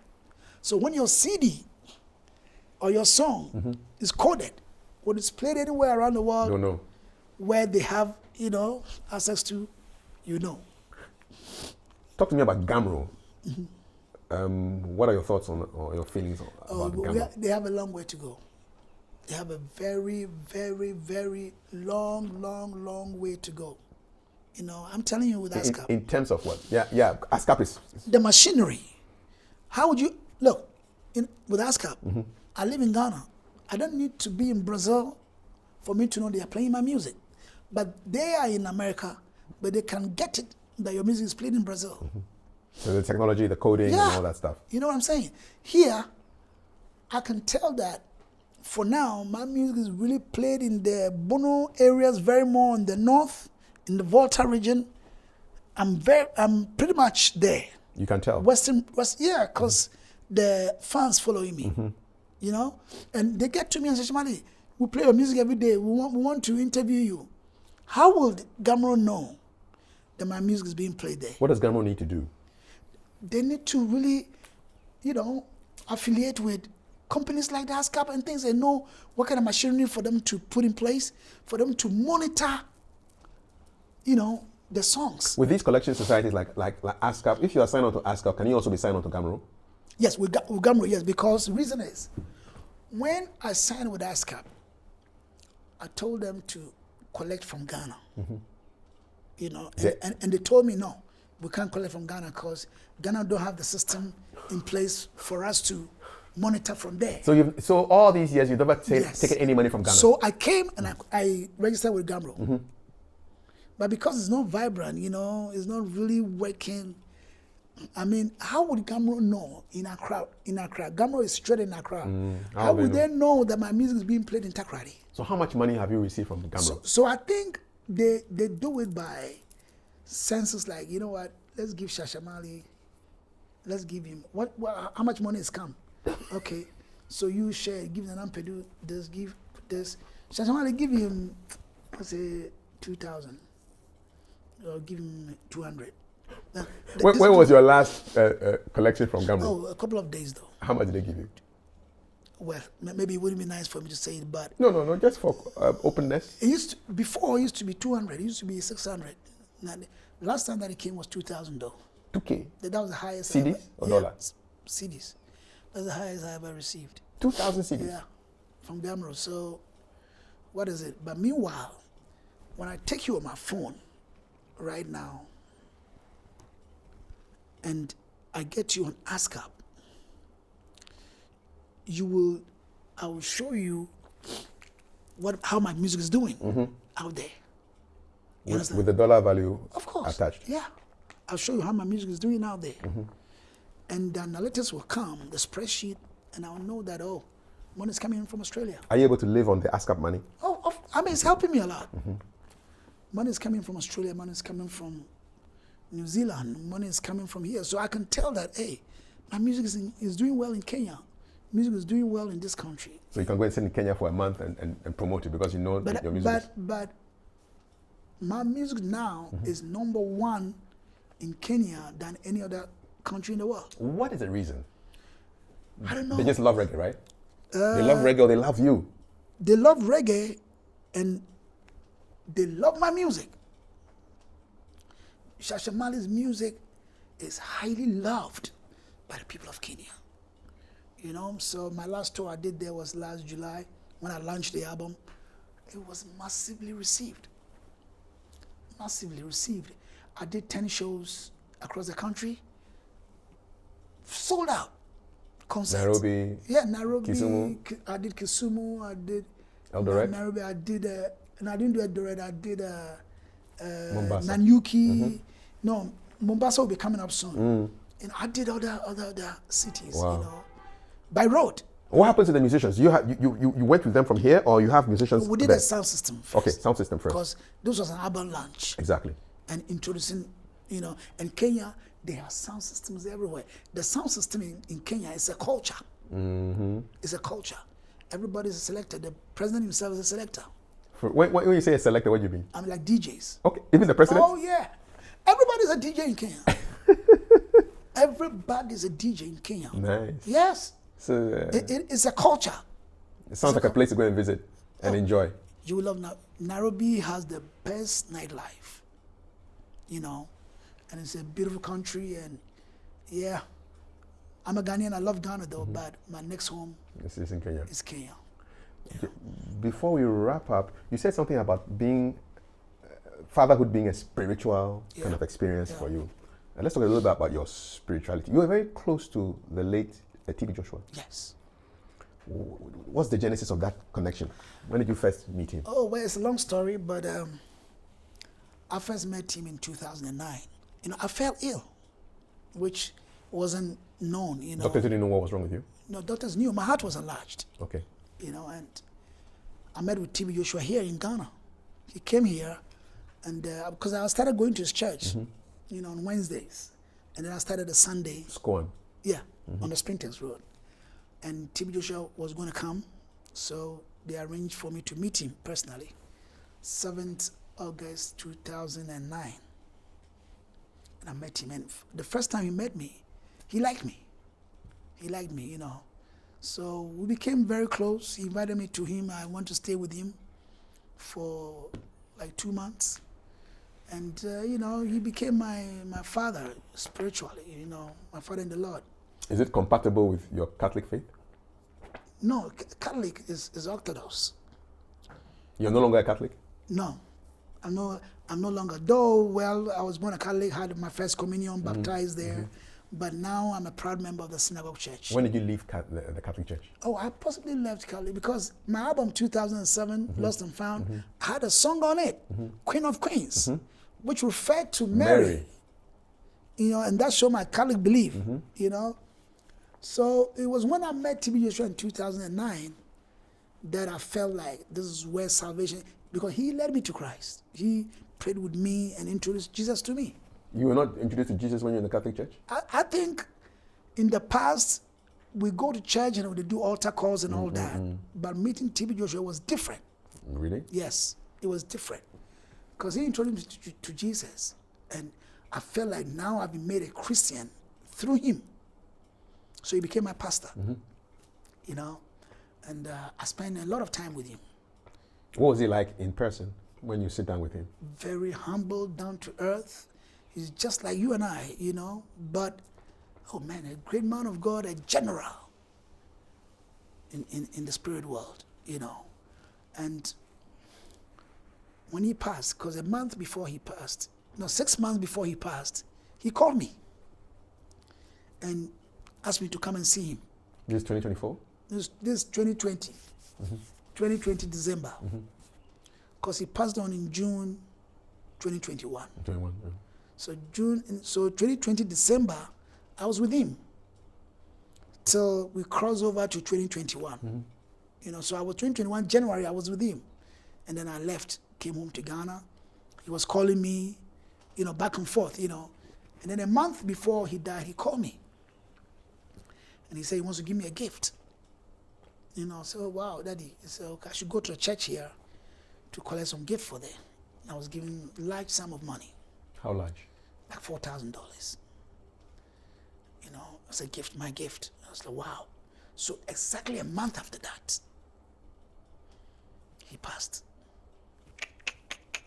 Where were you when you heard that news? I was early in the morning. You know, someone called me at 4 a.m. Because a night prior to that, I was watching live on TV. Was having a service. I was watching live on Emmanuel TV. In the early morning, someone calls me that, have you heard the news? I said, what news? I said, TV show is there. I said, no. I was watching him last night. I said, go on the net and see. So I Googled, and it was all over on Google. I said, what? And I called Lagos. I called the church. And the church confirmed. Man, I collapsed. I fell. What? How come this? Then, was he ill? No. He was strong. Look, he just left. But after all this incident, we went back to listen to his videos. And we didn't get that he was talking about his departure. He gave clues? Oh, he gave, even on that the night before he died, when he walked to where he was having the service in the prayer garden, you know, he made a statement like that nobody understands. What did he say? He said, a time to come here and a time to return home after service. So obviously, yes, it's a time to come to church. And from church, you're going home. But he was talking to, you know. So he had a very short service, gave the mic to someone and walked away. And everybody was like, oh, what's happening? I mean, he's leaving. He left. Too short. Too short. Left. And then everybody was standing and was like, well, why is he going? What's going on? He's leaving. He left. That's what you saw the day before. I was watching. I was watching, you know. And they started singing, the choristers started singing. And then someone came to announce to them off the screen that Daddy said, you are all blessed, so go home. So from that moment, he entered into his closet, and that's it. You know? What's the impact on your life? Listen, I mean, I felt close to God through him. You understand? And it changed my life from the way I used to be before till now. You know, I mean, now I'm cool. I mean, look. What did you think about your dreads? It was very normal to him. Normal. But one thing we don't even know, that possibly people haven't looked at it. That what is it about dreads? I mean, in the Judaism days, you know, anybody who set himself aside for the service of God became a Levite, and they took a Nazarene vow, which no razor was to touch the hair, and most of them's hair were locked. How long have you had the dreads? I've had it for like 25 years.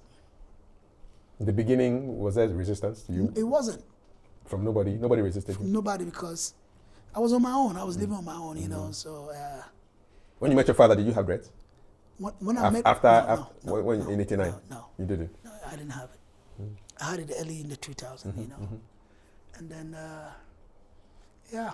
I mean, my experience with TB Joshua is, I haven't said, the best part of my life. How did you feel about the documentary that came out after he had died and they were making all kinds of allegations? I knew it was not true. I knew it was not true. Somebody like me would know it's not true because I understood what was happening. You know, these are rebels. These are disciples who rebelled against the church in the sense that they were not given the room, because they lived in the church premises. And they still didn't change their lives. They wanted to have their own way, and they were not given the chance to do it. You know, so they rebelled against the church. You understand? TB Joshua is not somebody you can see alone, sitting down or walking. He's always surrounded by people. And he lives in the church premises with his wife and children. You understand? And the man never spent time alone. No. He's always surrounded by people.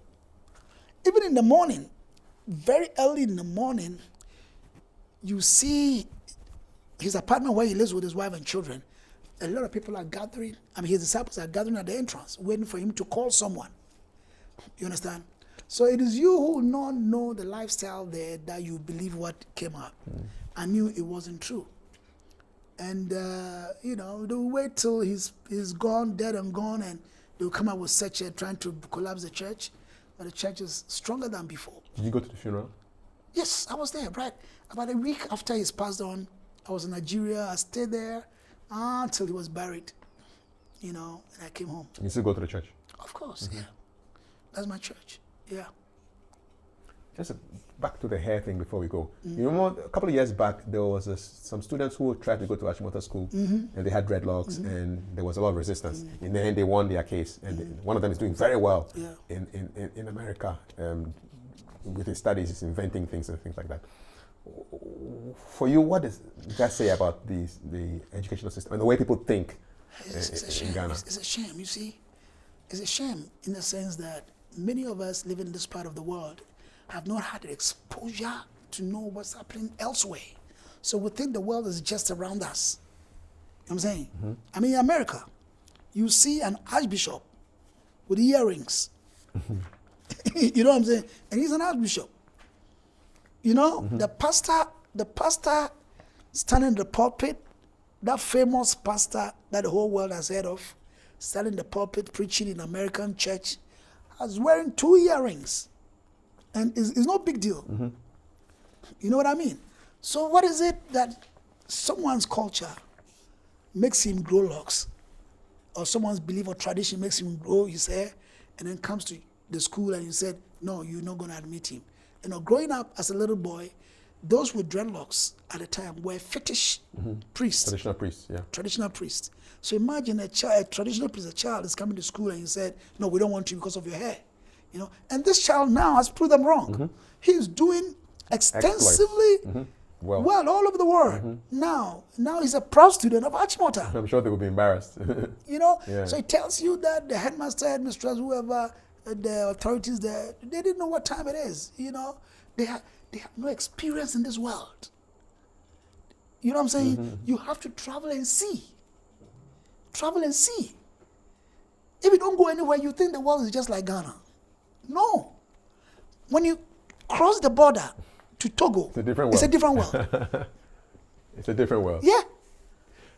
It is very likely that you travel out to Kenya for maybe a month or two. When you come back, the name of the airport will be changed to Accra International Airport because we're recording this on the 4th of February, 2026. Yesterday, the majority leader announced that the Kotoka International Airport, they're sending a bill to change the name from Kotoka International Airport to Accra International Airport. What are your feelings about that? Well, is it necessary? But that's my first question. Is it necessary? I mean, we have so much to think about. We have so much, the economy, we have so much to elaborate on it. Why do you have to spend a lot of money to rebrand the airport? You know, and my problem actually is being that many of the places named after great people, all these people have been politicians. You know, why wouldn't you also name places with other great men of the country? Ghana has produced musicians, has produced sportsmen, journalists, and on Amatedu. Why wouldn't you call Amatedu Airport? International Airport. You know, or why wouldn't you, you know, like the University of Ghana, call it Amatedu University? You know what I mean? But I think, look, there's so much to be done in this country than to just sit down and think, because rebranding the airport will not be easy. You need to put a lot of money into it. You know, why leave it as it is? The argument from some quarters is that it doesn't make sense to name the first, I mean, you come to Ghana, you go through Kotoka International Airport. Yeah. And then somebody asks, who is this Kotoka person? Then you say, well, this is the person who led a coup to overthrow the first president of Ghana. It does not make sense. That's one argument. Yeah. You don't buy that argument? Oh, please listen. Look, why was the place named after the Kotoka? Because he was dead when it was named after him. Why was it named after him in the first place? Possibly tells you that at the time, the people in Ghana at the time valued Kotoka. So at that time, he was a hero. Even though he overthrew the first president, but possibly at the time, he was a great hero to the country at the time. You know, and everybody was happy with him. So if he was shot at the airport, I heard he was shot there. Yes, he was shot at that place. If he was shot there, then why don't you name the place after him? And everybody was happy because he was a hero of the country at that time. Kwame Nkrumah was hero of the country at the time. When he got independent for Ghana, we have the university and all places named after him, you know. So possibly Kotoka was the hero at the time too, you know. So, okay, what about places now named after President Rawlings? Like Rawlings Park. Like Rawlings Park. Will you change because Rawlings came in with coup d'etat? It makes no sense. But I'm saying that from now, we should have a Shasha Marley National Theatre. We should have other places named after Shasha Marley, you know. We should have other places named after other musicians and soccer players and journalists and, you know, and all that. Not only politicians getting all the honor. You know, we deserve more. I feel a song coming out of all of this, man. We deserve more, you know, yeah, because we've also sold Ghana in diverse ways. Indeed. Yeah. Indeed. Yeah. What's your advice to up-and-coming musicians? Music.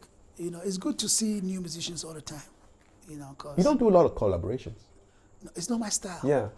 Have you ever done any collaborations? Well, like I said, I did a collabo with Isaac Hayes. Which never came out. Which never came out. Yes. I did one with Bonnie Rocks of Third World. It came out? Yeah, he released it. You know, Africa Unite. And locally, I've done some, but on my album, Lost and Found, I did one collabo with one musician in Washington, D.C., you know, Monsoon, but I felt like never to perform the song because anytime I performed it, and when he got to his spot, what are you going to do? You know, it became so, you know, the part is dead and all that, so I don't have. You can put a solo there, sax solo or something. It doesn't make a, you know, so that's why I really don't feel like, though, you know, my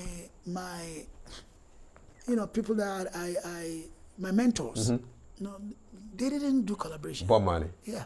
Jimmy Cliff. Jimmy Cliff, you know, all that, all the greater culture, they didn't do collaboration. Have you met Benny Spear though? Yes. Ooh. Spear. Winston Rodney. I met him in a staircase in New York. Yeah, but I didn't know it was him. Because I was going to a video studio, and he was coming out of the studio, descending on the stairs, New York, Manhattan.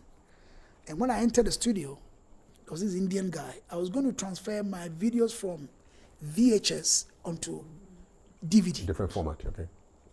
And I saw his video being played, and I told the guy, "Oh, he's my mentor. I like him, Benny Spear."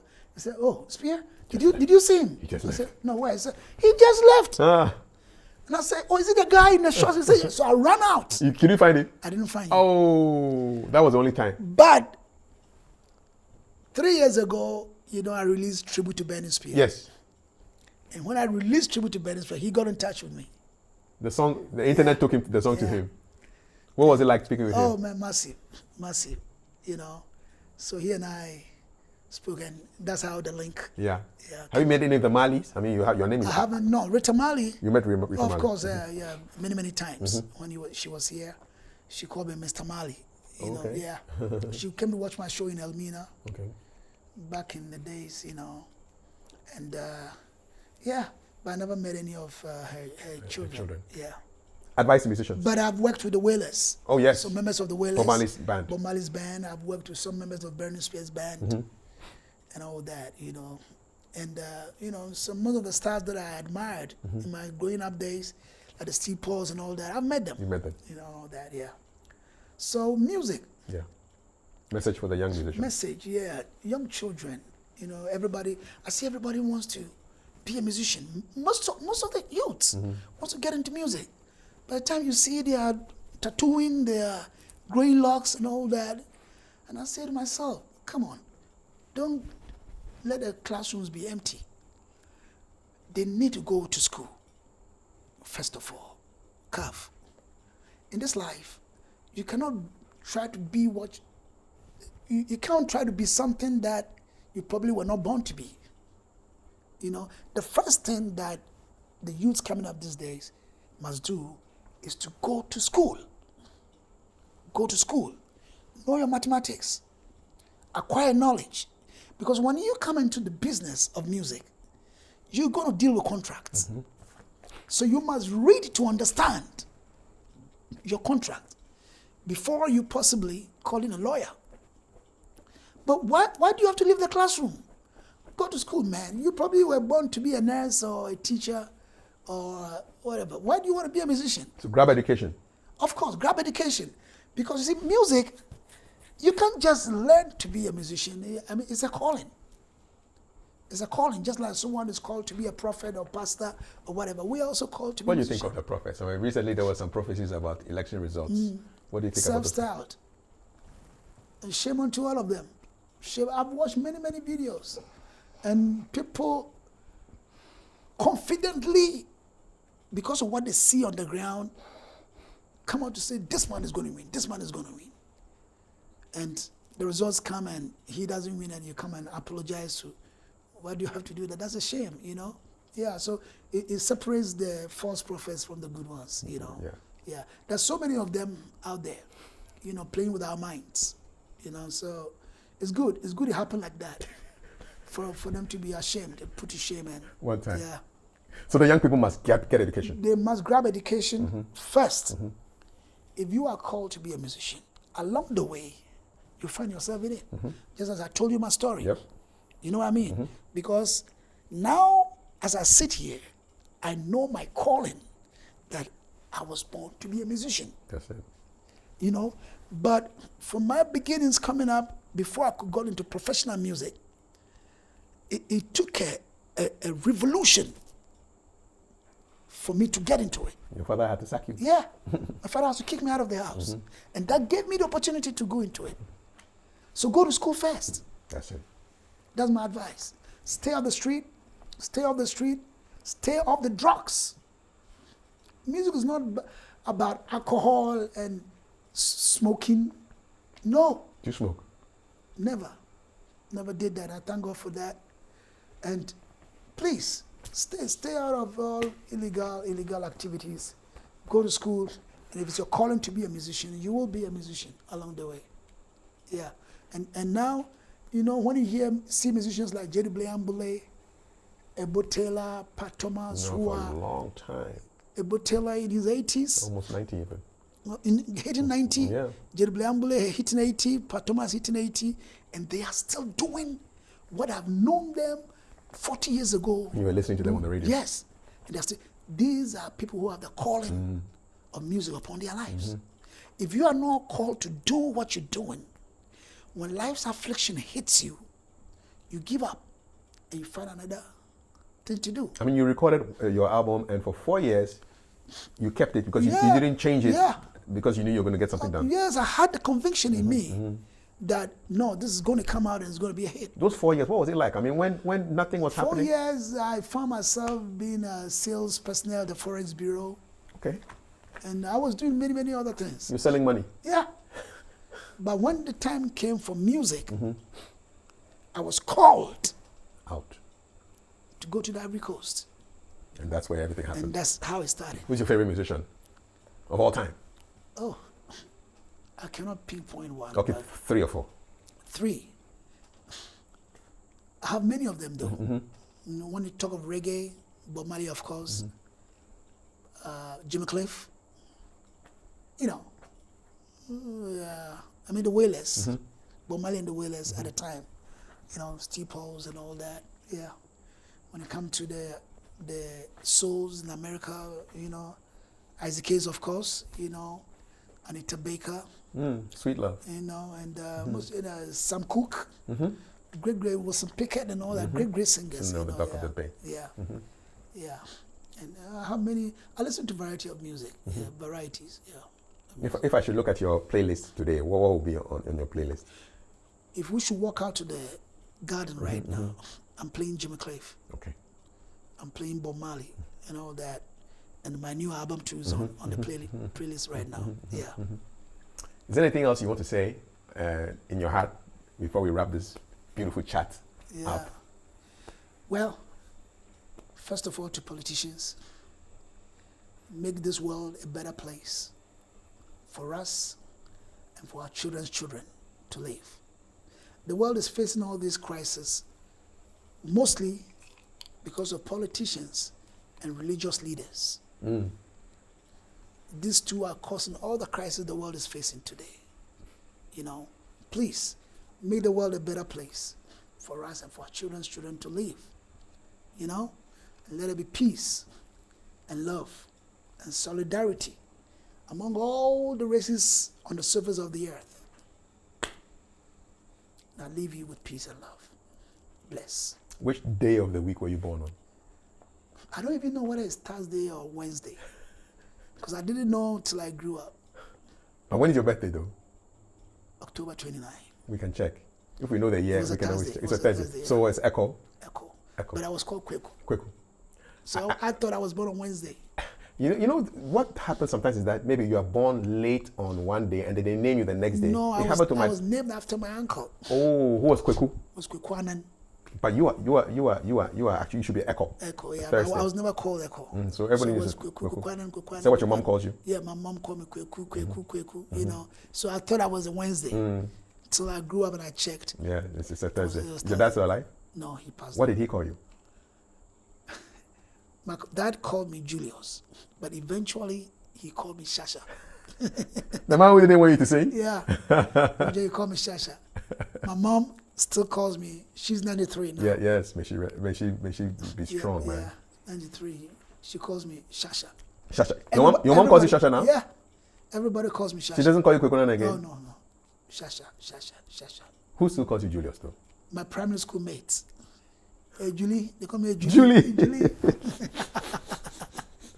This has been a great conversation. Oh, wonderful, man. Bro. I was just curious. What is this, though? This is part of my brand, you know. Though I walk through the valley of the shadow of death, I fear no evil. You know, for thou art with me, that rod and the staff. So that's that rod and that staff, they comfort me. And if somebody wants to fool with you, I'm sure you can also defend yourself. No, this is to remind me that I'm being comforted. Okay. by his rod. Okay. So I have to discipline myself all the time. Okay. Because if I don't discipline myself, I'll be corrected with a rod. So it's a reminder? Yeah, it's a reminder all the time. So when I see it all the time, when I hold it in my hands, I know that I'm being corrected by the rod. Okay. You know, Yeah, so it puts me on check. Yeah. I've enjoyed this chat. Thank you. And welcome anytime.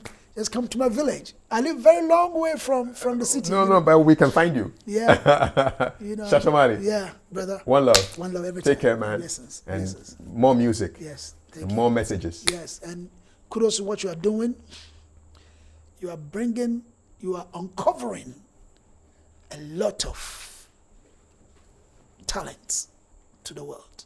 I've been watching your videos, and sometimes it amazes me and say, all these people in Ghana. Yeah, they did. And you are going, to length and breadth of this country to get everybody out for the world to know.